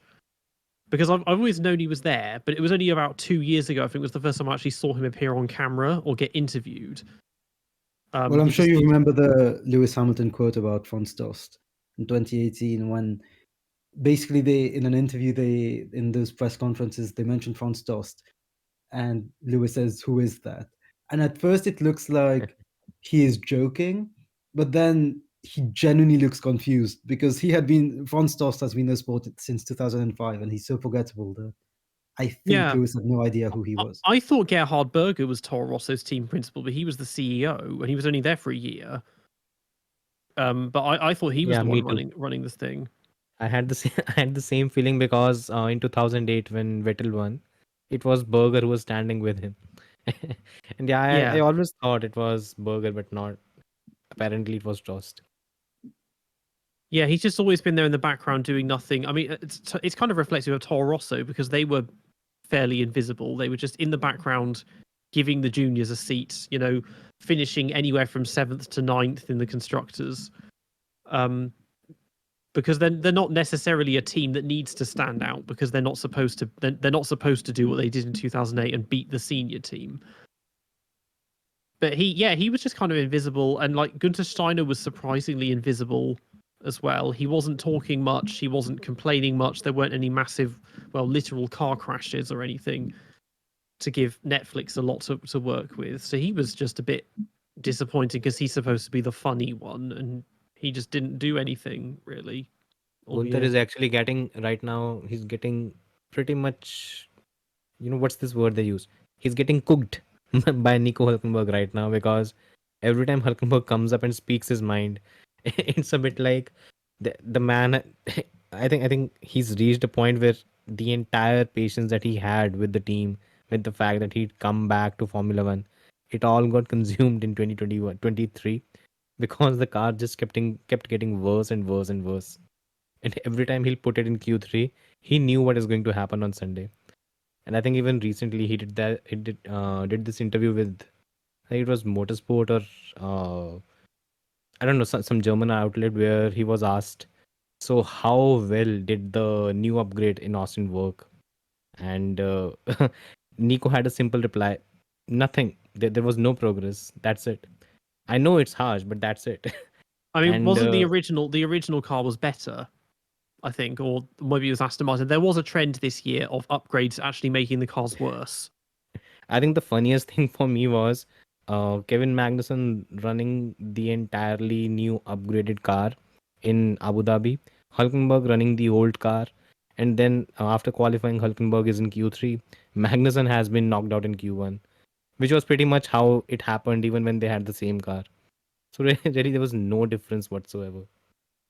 Yeah, it was just a nothing burger year for Haas. Exactly. Because in many senses, on track performance was kind of similar to like 2019, where they were qualifying really well and then just disappearing in the races. But at least in 2019, we had the scandal with Rich Energy to keep everyone entertained and keep attention on them. But we didn't even have that. They were just shit on their own, like with no like good reason for it. Because there hasn't even been any scandals with MoneyGram yet. I'm waiting for something to happen. Haas is so comical. I was actually just watching that the 2009 Austrian Grand Prix, and I think it's Magnussen starting the race in top 10 or something like that. And after 2 laps, he's on the radio saying, "My tires are overheating." And then you have his teammate Roman Grosjean at the same time coming up, and he says, "My tires have no temperature," and that's too. Yeah. It's no, I remember that because I had to watch all of those races back for my Haas 2019 video because he qualified 5th but then was demoted to 10th for the gearbox, and then I think he finished the race 2 laps down in 19th. Yeah, something like that. It's just funny because you watch the onboards and races like Bahrain and he's getting past every lap at turn 1. He's just going, do something on the radio, and they panic and pit, and then that puts him behind everyone and they can't gain anything back. it's just been a recurring theme with them and their cars, because their cars, like Ben Agathangelou, I think he's their technical director, but Delara builds the cars. And it's like, okay, Delara is a long-standing name in motorsport, but let's be honest, they made some pretty half-assed cars for Scuderia Italia, and then they made one absolutely awful car for HRT that was never supposed to race and ran for a whole season, and then got marginally modified for 2 more seasons. Like they don't have the best record when it comes to building Formula One cars. I mean, when it comes to again, when we talk about Haas, the problem is the entire model is very limited. They've run this model where they'll basically take as much as they can from Ferrari and build their car with it. What that does is that their car tends to be roughly around 5 to 6 tenths slower than Ferrari. Now, this used to work when it was the old model in 2017, 2018, and Haas benefited from that. Right now, if you're half a second down, you're probably right at the back of the grid. And that's what Haas has Haas pretty much did this season. And that's what I think even Gunther said in, I think it was an interview with Sky Sports, where he was questioned what he hoped would happen in 2024. And he was quite blunt. He said that I hope Ferrari is strong, because if Ferrari is strong, then we will be strong. And that has been pretty much the way the Haas business model works right now. Well, if Steiner was to leave, firstly, Steiner, I think he's lost his panache because he used to be this fiery, funny guy, and recently Alonso has taken the mantle. I think for like the masses, Alonso is the one people look to for this old school kind of funny things in F1. But if Steiner was to leave, who would you even replace him with? Like, they have always operated with him. I'm not sure many other people want to go into that crush that is Haas at the moment. So I'm, yeah, like more focused on Steiner. I'm not too sure what will happen. I think he will just stay until Haas inevitably falls. I think what the team has become is it's basically a pension project for Steiner right now. There's he It's a knows, pension project for every driver. Like, yeah. I think I think Checo, for example, I can see him going to, unless he, I hope he has the mindfulness to just leave F1 after Red Bull in 24. So at least he leaves in a good car. Because if Oh he no, wants he's to stay not. in F1, He what, won't leave. what, 100%. I can yeah, so guarantee if you he that. doesn't leave, for me, it's so obvious that he's gonna go to Haas.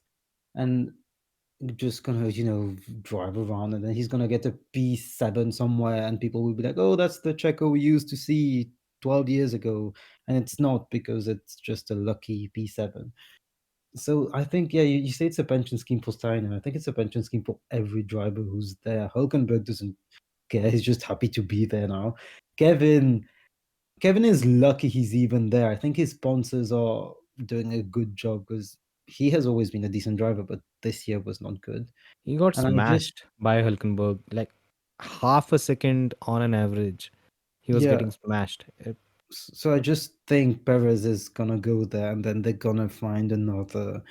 I have no idea what they will do.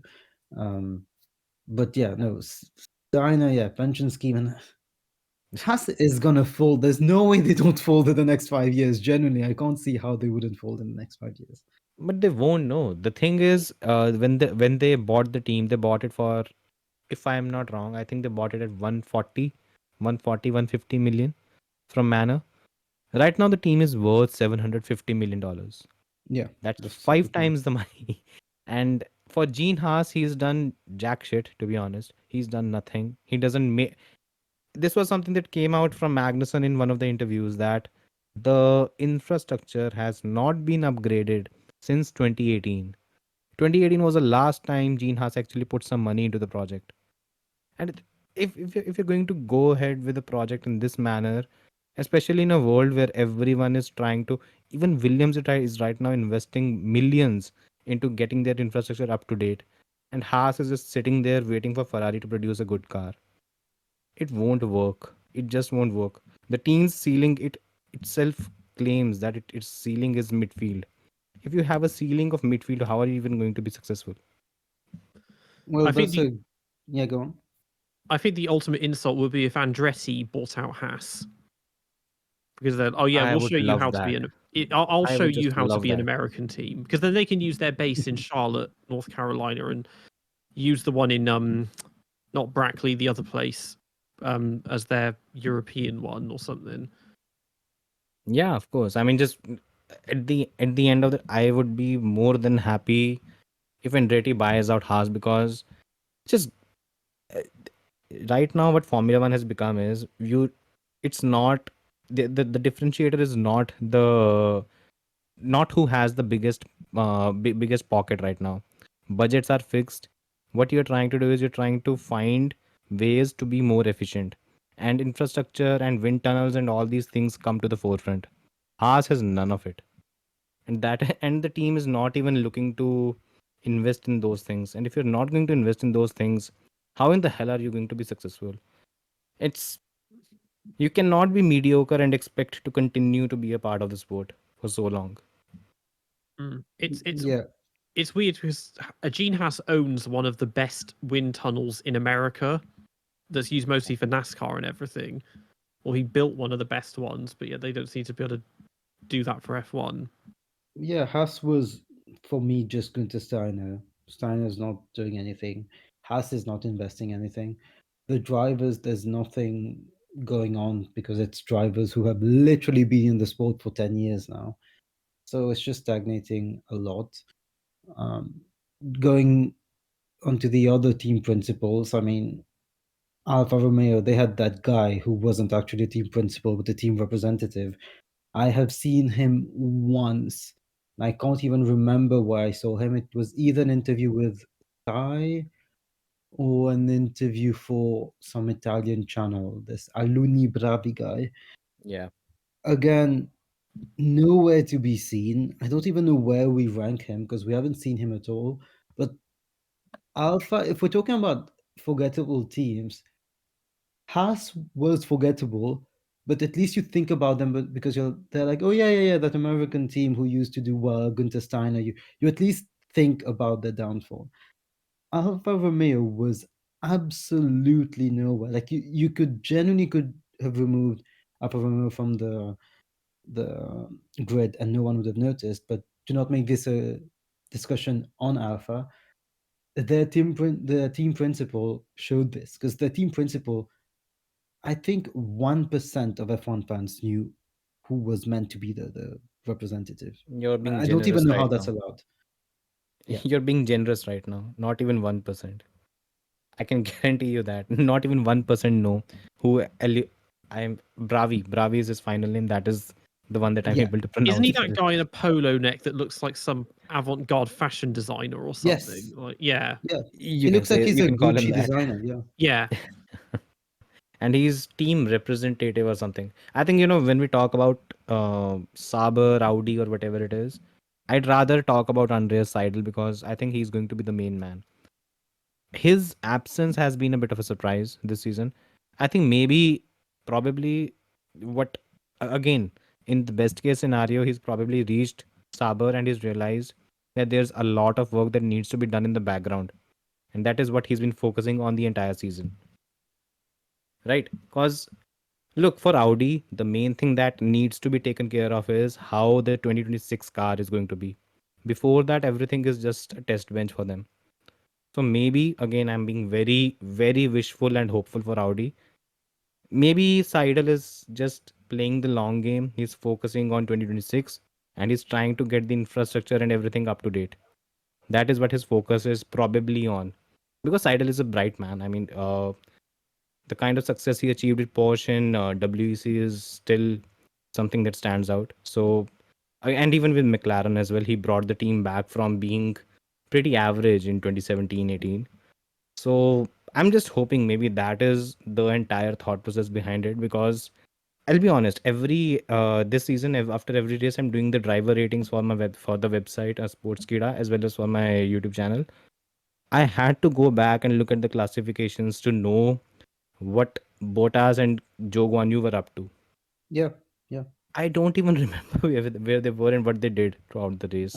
I feel bad for the sponsors of Alpha because they were never on the screen, and when they were, it was when they had that car that people basically thought was a Mercedes because it was just a black car with Yeah. some spots on it. I remember we said that in the previous episode. We couldn't tell it apart at all, which maybe gave Bottas some confidence because he got some flashbacks. But yeah, the sponsors of Alpha must be feeling hard done by because no one even knows what their car. Well, who were the sponsors? Well, it's all Basically, they were crypto never on. garbage, isn't it? Like Yeah, stake is a crypto thing, and whatever the other one in the name is a Kick. It's a streaming platform owned by Stake. crypto street. Oh god, this is just so Gen Z, like sponsors, like crypto and streaming. Yeah. I miss the days when it was alcohol and tobacco and Durex, like proper companies. Yeah. 7 Up. Yeah. Not like not NFTs and all of that. Yeah. I actually thought the market will actually collapse after a while when we had this thing, no, with the which one was it? Sam Friedman? yeah, Whatever was his name. yeah. I, Friedman. yeah, I thought after that everything will collapse and we won't see all of these again, but here we are. But yeah, going on to the more famous team principals, or the ones who are actually worth discussing and who have actually been discussed, Hornevasser and Toto. Well, actually, just before that, I think we just need to mention Mike Crack, funnily named team principal, who also did his job. He had to manage a team where Alonso was doing all the work and Lance, who was absolutely atrocious for most of the season. And he managed to defend Lance without being too hypercritical and keeping his job, and also praise Alonso a lot without making Alonso look too good, which would make people call for Stroll to be sacked again. So again, I think last year he was a bit anonymous, but this year he did a good job for his first year where he was actually at the forefront and we actually saw him in interviews of the podiums and stuff. I think for me, what what works for Mike Crack is that at the end of the day, he has someone like Alonso who knows how a winning team is formed. Of course, he's not been in a winning team since 2007, but he knows how, at least he knows the blueprint and the architecture. And that is something that comes out when Alonso comes out and says that, okay, we had a good start, but the thing is, now the main part begins because now we are at the, you can say, the sharp end of the grid. Now it's going to be all about the final tenths. And I think Mike needed someone like that because he comes from experience outside of Formula One, where maybe the competition is not at this level. However, I think I feel bad for him because you're obviously going to feel bad for someone who is going into a battle with one hand tied behind his back. Having Lance Stroll as a teammate is just, when you have to have Lance in a team, you're basically having a poor second driver who is never going to find the best result from the car. And at the end of the day, you cannot even go back to the boss and tell him that his son sucks. So I actually feel bad for him. Unless somehow Aston Martin produces a car that is similar to what Mercedes had in 2014-15, the team is still, there needs to be a lot of work, or maybe he just needs to be very upfront with Lawrence and tell him that, look, your son cannot win the championship. Please let me hire any half decent driver.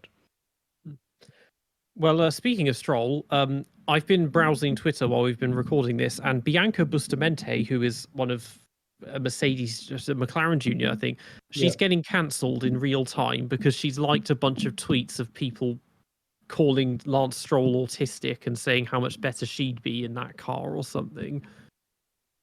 Has So she been doing that just yeah, now? she's yeah, it's been going on this morning. A bunch of people have noticed all of this and have having a go. I think she's Jeez. unliked the tweets, but everyone's screenshotted it all. It's a bunch of random tweets. I don't know where this is coming from. They're like, "Oh, get rid of Lance Stroll and replace him with Bianca Bustamante." That's a very random connection. Well, Wow. Bustamante has been getting a lot of PR recently. Yeah. Yeah, she has been getting a lot of PR because yeah, she did well in the what's it called, F1 Academy, and then she had been seen in the paddock a lot, and she was all happy and giddy and stuff. So that's really bad for her because she was actually getting a lot of good PR, and that's stupid as hell. Yeah, that's just bad. But Yeah. Well, it happened with Drogovic. He did the same thing a year ago in preseason testing. He liked a bunch of tweets in Portuguese saying, "Oh, why aren't they letting that they're bringing back Stroll when Drogovic was the one that did all the testing and that, and they're not going to let him race it." And he no, had to quickly Is retract that as well. is she getting fired from McLaren or something? I don't think she's getting fired. No, I think it's more that all it is that she obviously knows that people have noticed and she's unliked the tweets, but people are just Yeah, having a but go there's at a her. lot of Bianca. Yeah, I just saw there's a lot of Bianca Bustamante posts, and everyone is, yeah, I they're mean, after her. she's trending as well, like well, 13,000 posts about. this is Yeah, prime Jesus. F1 off season chatter. I was just telling Peter off the podcast. Mm. December is the most like non F1 news month of the year. So like any kind of weird gossip becomes the biggest news because there's nothing else going on at all. What's your biggest off-season pet peeve when it comes to something like this? Um, well, a lot of people mentioned it when another YouTuber uploaded that. It's the generic F1 videos on. So it's either Alonso's stellar 2012 season, which obviously I'm an Alonso fan, and it's nice to have publicity, but every single person knows that Alonso had a great 2012. Yeah. Or it's gonna be Kimi's 2012, or it's gonna be what's the other one that always gets it's Alonso 2012, Kimi 2012, and then there's a third one. Is it I can't Michael remember. 97? Schumacher. That's been appearing a lot more. People saying Yeah. actually that was way better than it actually was. Like, There's 97, that, but right? yeah, no, that Schumacher in 2012 was yeah, much better people trying to than pretend this that his one. 2012 season was as good as like 2002 or No, something. no, no, no, no. No, Um, it wasn't. So basically, he should have been leading the. He could have been leading the championship going into.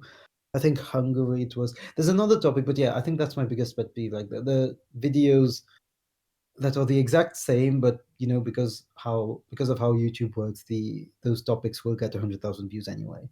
Yeah. And I yeah, mean, I hate it. I personally hate the whole thing on Twitter right now where they are comparing race pace.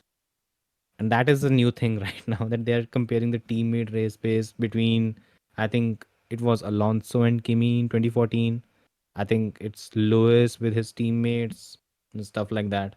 And look, for all practical purposes, you cannot compare race pace because what if there is one drive like it happened with Lewis and Button, because Lewis was always a brilliant qualifier while Button was poor in qualifying. But in terms of race pace, ideally you'd expect Button to be better, but because he used to be in traffic, your overall data comes out to be something different. And that is one of the basic things. But you see, the entire Twitter is filled with this right now. Whenever you open, there's always these comparisons between. I think there's one with Alonso, there's one with Lewis, there's one with Max. But these are one of the very common topics these days. I've always said I stay clear from my Twitter fully. I go on Reddit because Reddit sometimes has analysis, and then the comments, because the comments that go up are upvoted or downvoted, usually have the system, you know, sorting out what's good or not. Whereas on Twitter, you get upvotes depending on how big your account is. So if you are a massive fan account of a driver, you're always gonna get 1,000 likes on whatever you reply, and I hate that because it could be dumbest opinion of all time and it goes Yeah, up. Whereas on Reddit, you don't know who's posting and you upvote based on how the true it content. is. Yeah, Exactly, yeah. Well, finally, going into the team principals who don't really need a lot of mentioning. Vasseur, Wolf, and Horner. Horner did his usual job, but he had a hard task with Sergio Perez, having to basically defend him when Helmut would say the most outrageous stuff, like the thing of, oh, he's from South America and there they just sleep. So it's normal that the F1 drivers are not good. Yeah, that's not how it works. And you But know what the also, funniest thing of all this was? yeah, Mexico is actually not in South America. I know. That was, anyway, yeah. And he was also very harsh with Checo, being like, look, this is not normal, which is fair because Yeah. he had as many Q3 appearances as, is it Nick Hulkenberg. Hulkenberg? Yeah, it is Nick Hulkenberg. Yeah. Yeah. We just slated Haas for not having any drive and ambition. And one of the drivers still had as many Q3 appearances as Checo. So that was bad. Vasseur, he had a lot on his table, I think, because there were a lot of behind the scenes trouble behind Sainz and Leclerc, not in terms of their personalities, but apparently the sponsors were getting involved. Sainz's sponsors were saying that Sainz has been better in 2023 and should be getting kind of better treatment because Leclerc has always been this wonder kid, and Vasseur had to manage that behind the scenes. And Toto Wolff, lastly, I hate that he claims that the 2023 Mercedes is a Haas. It's one of the worst cars he's ever seen. It could have been an Andrea Moda, for all we know. It HRT. finished P2 in the constructors, and yes, it was third fastest, I would say, over the season. But it finished P2 with two very good drivers.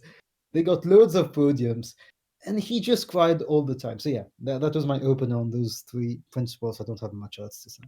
When we talk about Toto, do you think the 2024 F1 season is arguably his legacy defining season?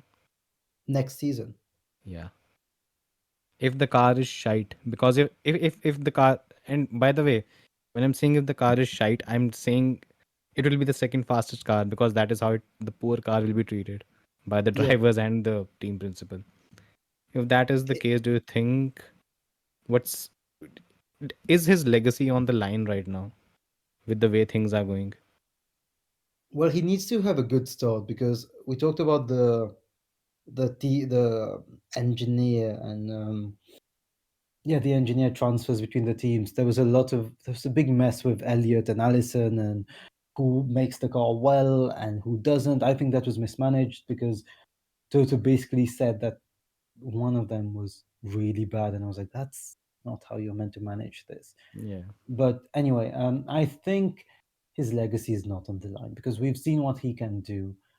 However, they have to start well, and I think they will start well. If they do not start well, and he has to spend half of the year trying to get the car back on pace, there will be an issue. But I think it should be fine. Peter, what do you think?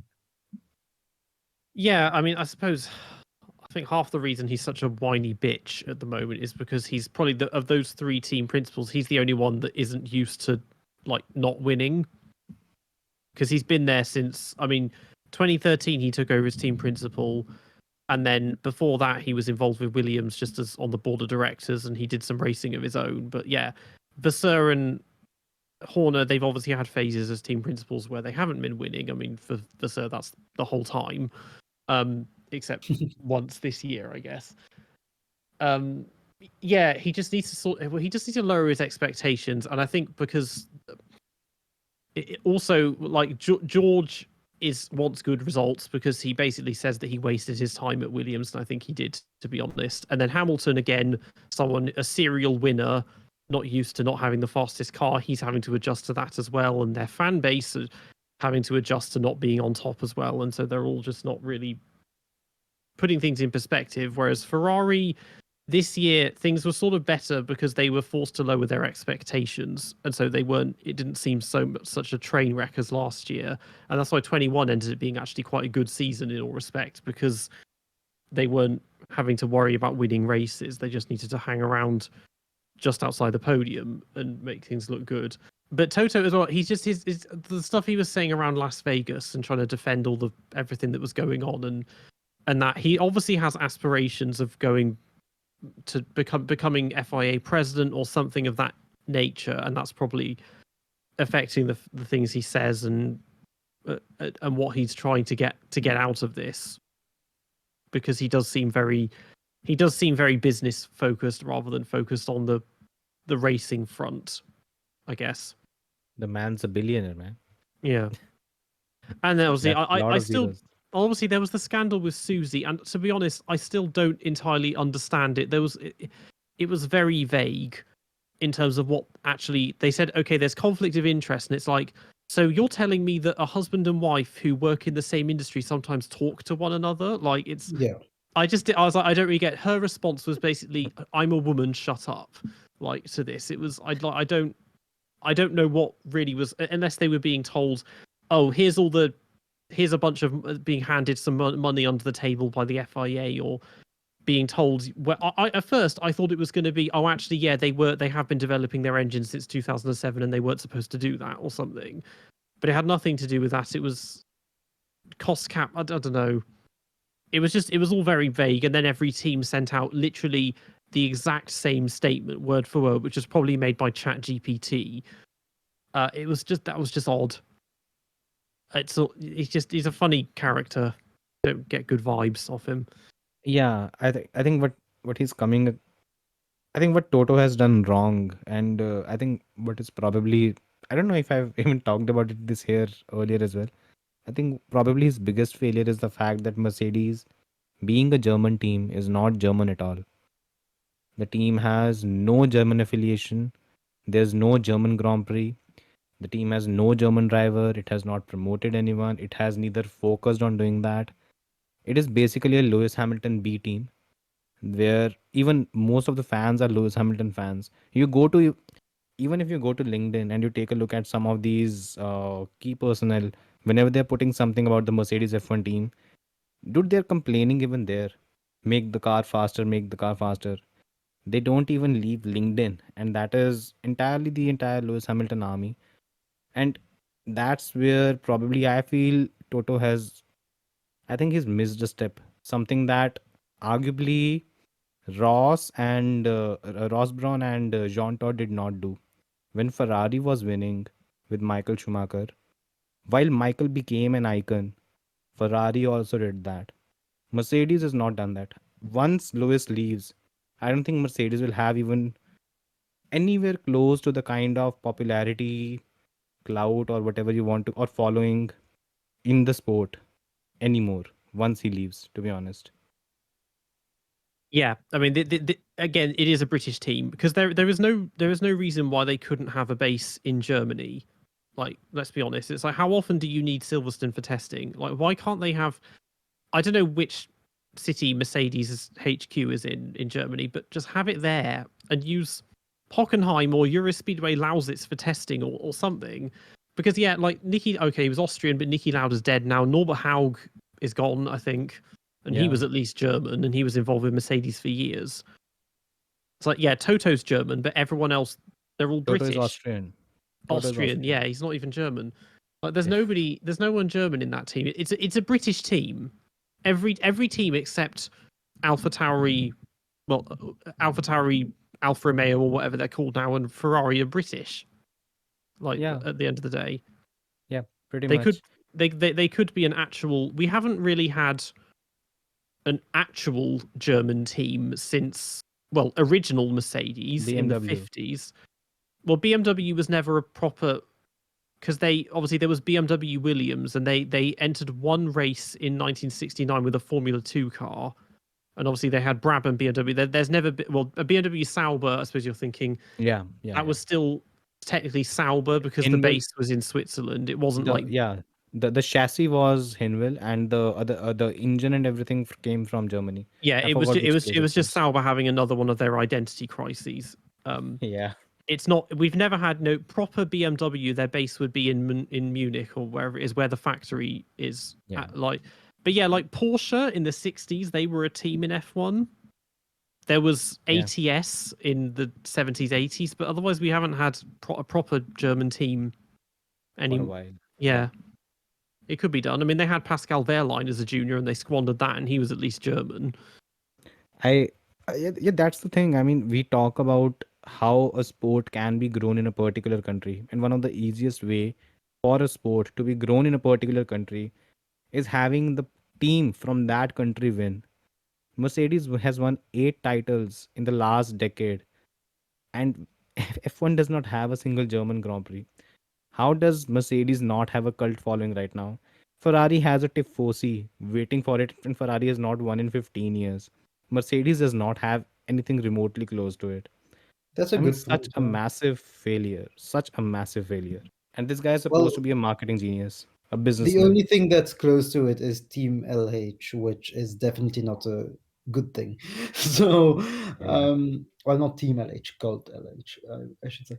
But yeah, they have struggled with that, and I think Toto should focus on their legacy because I genuinely wonder who is bigger now, Mercedes or Lewis Hamilton, Lewis and Hamilton. I'll tell you, Lewis Hamilton. exactly, Yeah. exactly. So when Lewis leaves, they need to find a way to still have a fan base. And with PR63 finding a way to crush into people and losing a lot of his fans to generally just losing them to Lando, they would have an issue if Lewis leaves in the next year or two. And Toto has to Seriously. sort that out. And also going back to what you said, Peter, I really think Toto has a view to become FIA president. I can Mm. see that because he is that kind of guy. He is very business minded. He has a lot of ambitions. And when you look at how Jean Todt became one and then Domenicali, just it screams Toto for me. Yeah. Mm. There have been rumors. I think the whole, I don't even know what I would call that whole shenanigans that he pulled in that press conference in Las Vegas. What the hell was he doing? Oh yeah. It was a complete shit show from the FP1 and FP2, and I can understand. Dude, if spectators are forced to vacate the entire stand before FP2, after they've paid such a massive sum to actually be there, and then one of the team principals is coming in, not in an apologetic tone, and being so ruthless and making such silly remarks. It was in bad taste. And look, Toto has done it far too many times. He comes across far too many times as a bit childish when things are not going his way, and that was weirdly one of those circumstances. He's a strange one. I mean, he looks like a Bond villain. I think at the end of the day, especially when he wears that bloody turtleneck on Drive to Survive and everything. He definitely gives off heel vibes as a team principal. Whereas like Vassar, I mean Vassar and the previous ones, not Domenicali, Matteo Binotto and Binotto. all of Arriva that, Bene. like they end up just being kind of endearing because they're so clueless and that. And then Christian Horner is like, well, now because this year, he's been fine this year because he's had no competition. Even though he is his interviews, he's one of the least authentic people ever in interviews. Like you can't believe a single word he's saying when it comes to he's like always pretending that everything's fine with Checo. And it's like we know you're going to fire him tomorrow. Like it's obviously not fine. He's very media trained. Is Christian Horner? And all the interviews he has on shows. So obviously Drive to Survive, but recently the Braun GP documentary. He says anything that looks good on screen when the episode will be aired. I don't know, he should generally be a TV producer because he knows exactly what to say and when to say it. And it just doesn't really work in Formula One. And then Vasseur, I'm not sure if we see that on Sky now, but he's an extremely funny fellow who loves to joke around, and um, I feel like Probably, that. yeah. Yeah. By the way, Vassar, a former Renault team principal, another one. Oh yeah, Mm. yeah, that's a good point. Yeah, but yeah, Vasseur, he obviously has Leclerc as his favorite because well, they were together in Sauber. Leclerc is kind of his boy because even at Yeah. Prama, he Vasseur has always had a big look on in Formula 2 because he used to work in Formula 2 as a team principal for Art Grand Prix, ART, whatever. And yeah, that also could explode next season because we see those Ferrari challenges between Charles and Carlos. They seem like they're a modeling agency sometimes more than a Formula One team. But if Carlos keeps performing this closely to Charles, well, many will say that, yeah, Charles is much faster. Fair enough. But if in terms of points, Carlos keeps getting this close to Charles, this is gonna be a big issue. And I can see why people say Sainz might move to Audi or whatever, because yeah, if they don't produce a race winning, like a consistent race winning car or title contender, Leclerc is gonna get frustrated, but he's not gonna move because he's too emotional and he knows that he's the boy of the Tifosi, and Sainz is gonna move. So at the end of 2024, as much as there isn't much to say about 2023, and we have to scrape the bottom of the barrel, the end of 2024 will have so many changes going on at the same time that we might have like a cluster in 2025. Yeah. I think I'm slightly look if you look at Ferrari in 2024, 2023, it's Wesser by the end of the season you could say that Wesser had made a lot of changes. Things looked better. Overall it was still positive. But when it comes to Ferrari, I can look at the 2021 season. Binotto had made a lot of changes. Things looked positive. Ferrari was progressing. But the thing is, Ferrari should never be not fighting for the title. That is the kind of resources and everything that it has. And ultimately, all these seasons are basically underperformance. Whenever Ferrari is not fighting for the title, it is underperforming. And that's where my worry lies, because if next season the team has the car to fight for the title, which could happen, I think it could happen. Will it have the strategic know-how to actually manage the entire season? Will it be able to perform under stress? Will the politics play a role once again? These are the things that, until until I see the entire season pan out, I don't think I can answer it, because Ferrari's bigger problem is not the team principal but the guy above him. And that has always been the issue. And even I think I forgot the person who approached. Uh, uh, I think at the end of the day, the problem with them is that there seems to be some kind of power battle with Vigna trying to have some kind of influence. I mean, at least earlier in the season. But let's see. I mean, again, Ferrari is one team at which I find it hard to, have any kind of confidence after following the team for so many years. And in terms of juniors as well, nothing is really going on apart from Ollie Behrman, who is definitely going to knock on the door. Are they going to send Ollie Behrman to Haas to get just butchered by Steiner? Are they going to try to send him to Alfa Romeo? Well, it's not Alpha; it's going to be Sauber, so that's probably That's going to out of be the a window. no. Exactly. Williams, unlikely. They have their own thing going on now. Alpha Tauri, no way. Aston Martin, no way. So we might have the first. Well, we had this the same issue with Piastri, but maybe the second instance of a definite F1 worthy talent, depending on how Behrman does in 2024, not having any opportunities at all.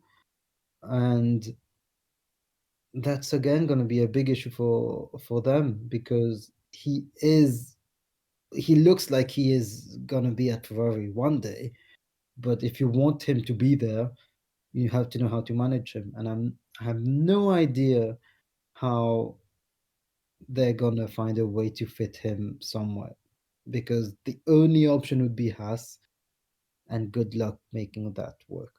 I think next season is very crucial for Ollie. He'll be teamed up with Kimi Antonelli, and whatever I've heard, whatever I've seen, he might be the next Max Verstappen. And since we have new cars, brand new cars in Formula 2 this time around, so there won't be any advantage for the people that have been driving prior to this season. I I think, and both of them are teammates as well, right? So Yeah. these two drivers, I think Formula 2 will be interesting because of that only. Because these two drivers, everyone will be keeping a very close eye on how these two perform. I don't know. I think Ollie can end up with Haas. I don't really, uh, It is the unless, only option. yeah, it is the only option. I think he might end up with Haas, and yeah, they'll just remove Magnussen or Hulkenberg, whoever it is, or who is not willing to stay with the team. And at Williams, I won't be surprised if we see Kimi Antonelli next season, Yeah. 2025, by the way. Mm. So yeah, I won't be surprised if that happens. Yeah, Ferrari are kind of downsizing a bit because they just dropped James Wharton and Arthur Leclerc.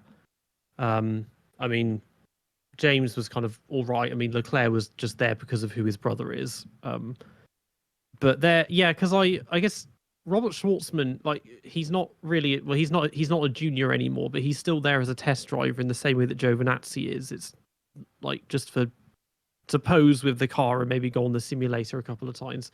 But he's somebody who was fairly good in Formula 2, and now his He should was have career been is very in just, good. Formula One. Yeah, he should have been in Formula One. and now his career is completely stalled. And I think mostly probably because of Russia Ukraine. That seems to have put an end to any Russian drivers wanting to get into F1. Well, his second nationality is Israeli as well. So Yeah, so yeah. he's got no chance now. Yeah.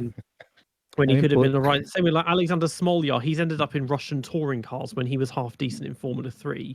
But yeah, the others, because they got, I mean, Beganovic, his results are just average, even though he seems to have, even before he joined Ferrari, just seems to have always been present and putting himself in front of the camera. He's And very hyped. He's very hyped for some reason. He has a big yeah, fan base.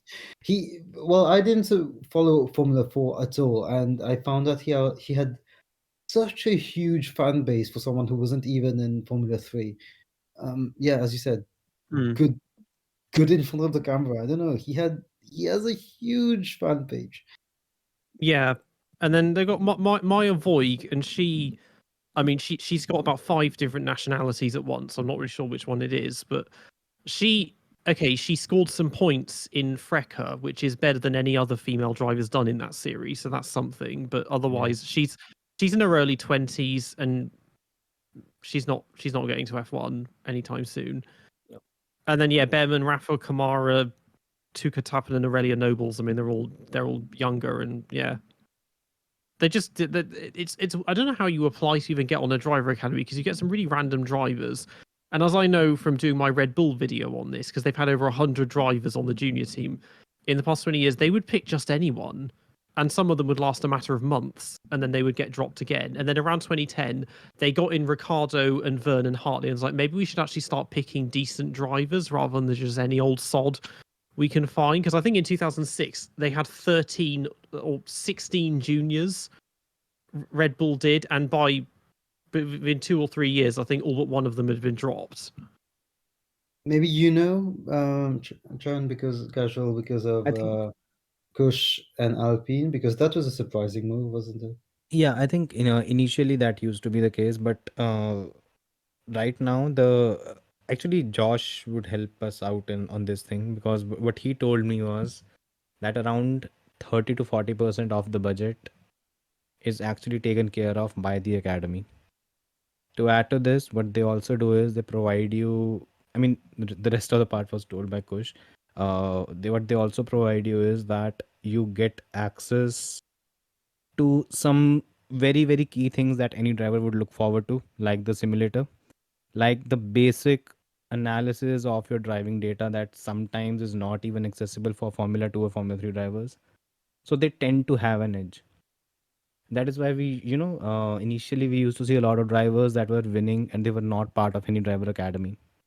But now what has happened is all these things they provide an edge. That is actually I'm slightly excited about how Kush will perform next season, because he got a podium this time around, had decent qualifying pace. But what he Definitely. told, yeah, but what he told was that these things are going to help out a lot. Before that, he had literally no budget. He had to miss a season because of lack of funding and everything. So yeah, on these aspects, it seems to be helping. Earlier, that didn't used to be the case though.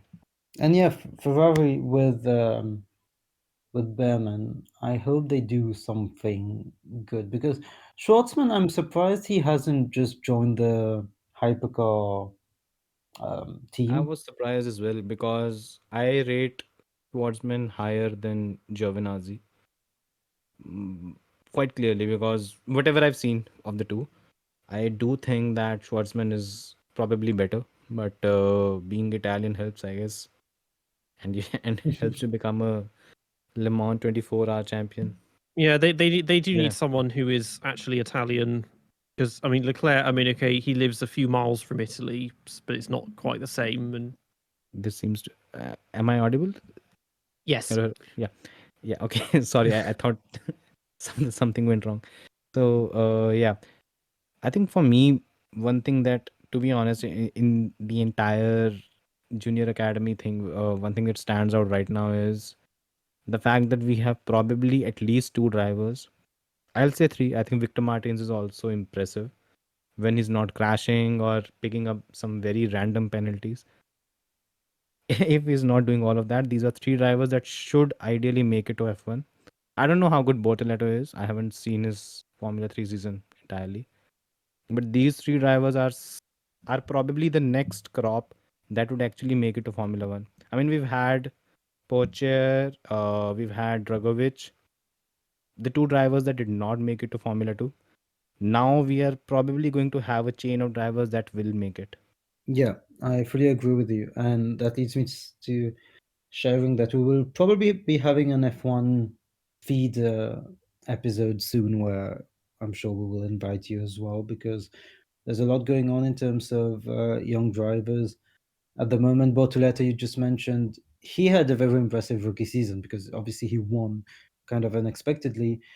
There's a lot to discuss because I remember Pepe Marti in a podcast as well a few months ago talked about who is actually a rookie and who isn't, because some of the rookies, they get so much testing in Formula 3 cars that they know how it works, whereas some drivers during their first season, they don't have any experience. So for example, Pepe Marti was one of them. Nikola Tsolov, he had a very, very hard Formula 3 season this year after showing extremely good pace in Spanish Formula 4, so he will be expected to perform this year. There's a lot going on in feeder series, and that has always been a thing because we just see the results as rookies and as second years and third years. But as you said, even with Kushmani, he didn't have a lot of data. Some of them don't have enough resources to analyze their own pace. They don't have their own personal trainer. I know Boschung, was it Boschung or no? Yeah, Boschung has Ralph Boschung. a lot of resources. I think it was Vershaw who always has fought a lot to stay in the sport, and yes, he's staying maybe too much now, again, for too 28 long now. years old. fourth season in a row in Formula 2.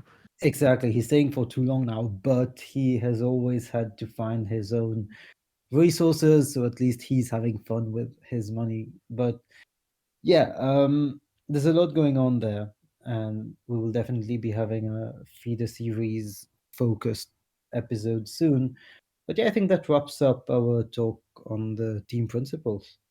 Yeah, and I think maybe that's a wrap on this episode. Surprised we managed to drag, even though we were talking about team principles, only talking about two teams. I think we managed to make this one as long as the ones we were talking about four teams in the end, which Yeah. is not bad going.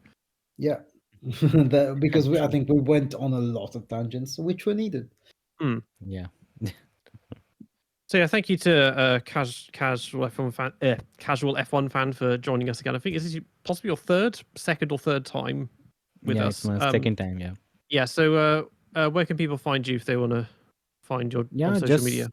just search at the casual F1 fan on YouTube or the casual fan F1 on Twitter. I'm more active on Twitter. Instagram account is basically, it's been a placekeeper, to be honest. Right now, I haven't really used it much. So yeah, You've been quite come on. active on Twitter. I've seen you Yeah, on yeah, Twitter. I'm very active. Definitely, definitely follow him on Twitter. I've seen you tweet quite a few times recently. Yeah. We all have Yeah. some fun. Yeah, and make sure to follow Sports Skeeter, which is the magazine that he writes for as well. Yeah. Yeah. So yeah, do that, please. come by and say hi. That's what I always say. You've been listening to the DRS Train podcast. You can find us on YouTube and Spotify, and we're on Instagram and X at the DRS Train podcast. Join us for the fourth and final part of this season review, where we shall wrap up 2023 and look forward to 2024. Stay safe, and we'll see you all next time.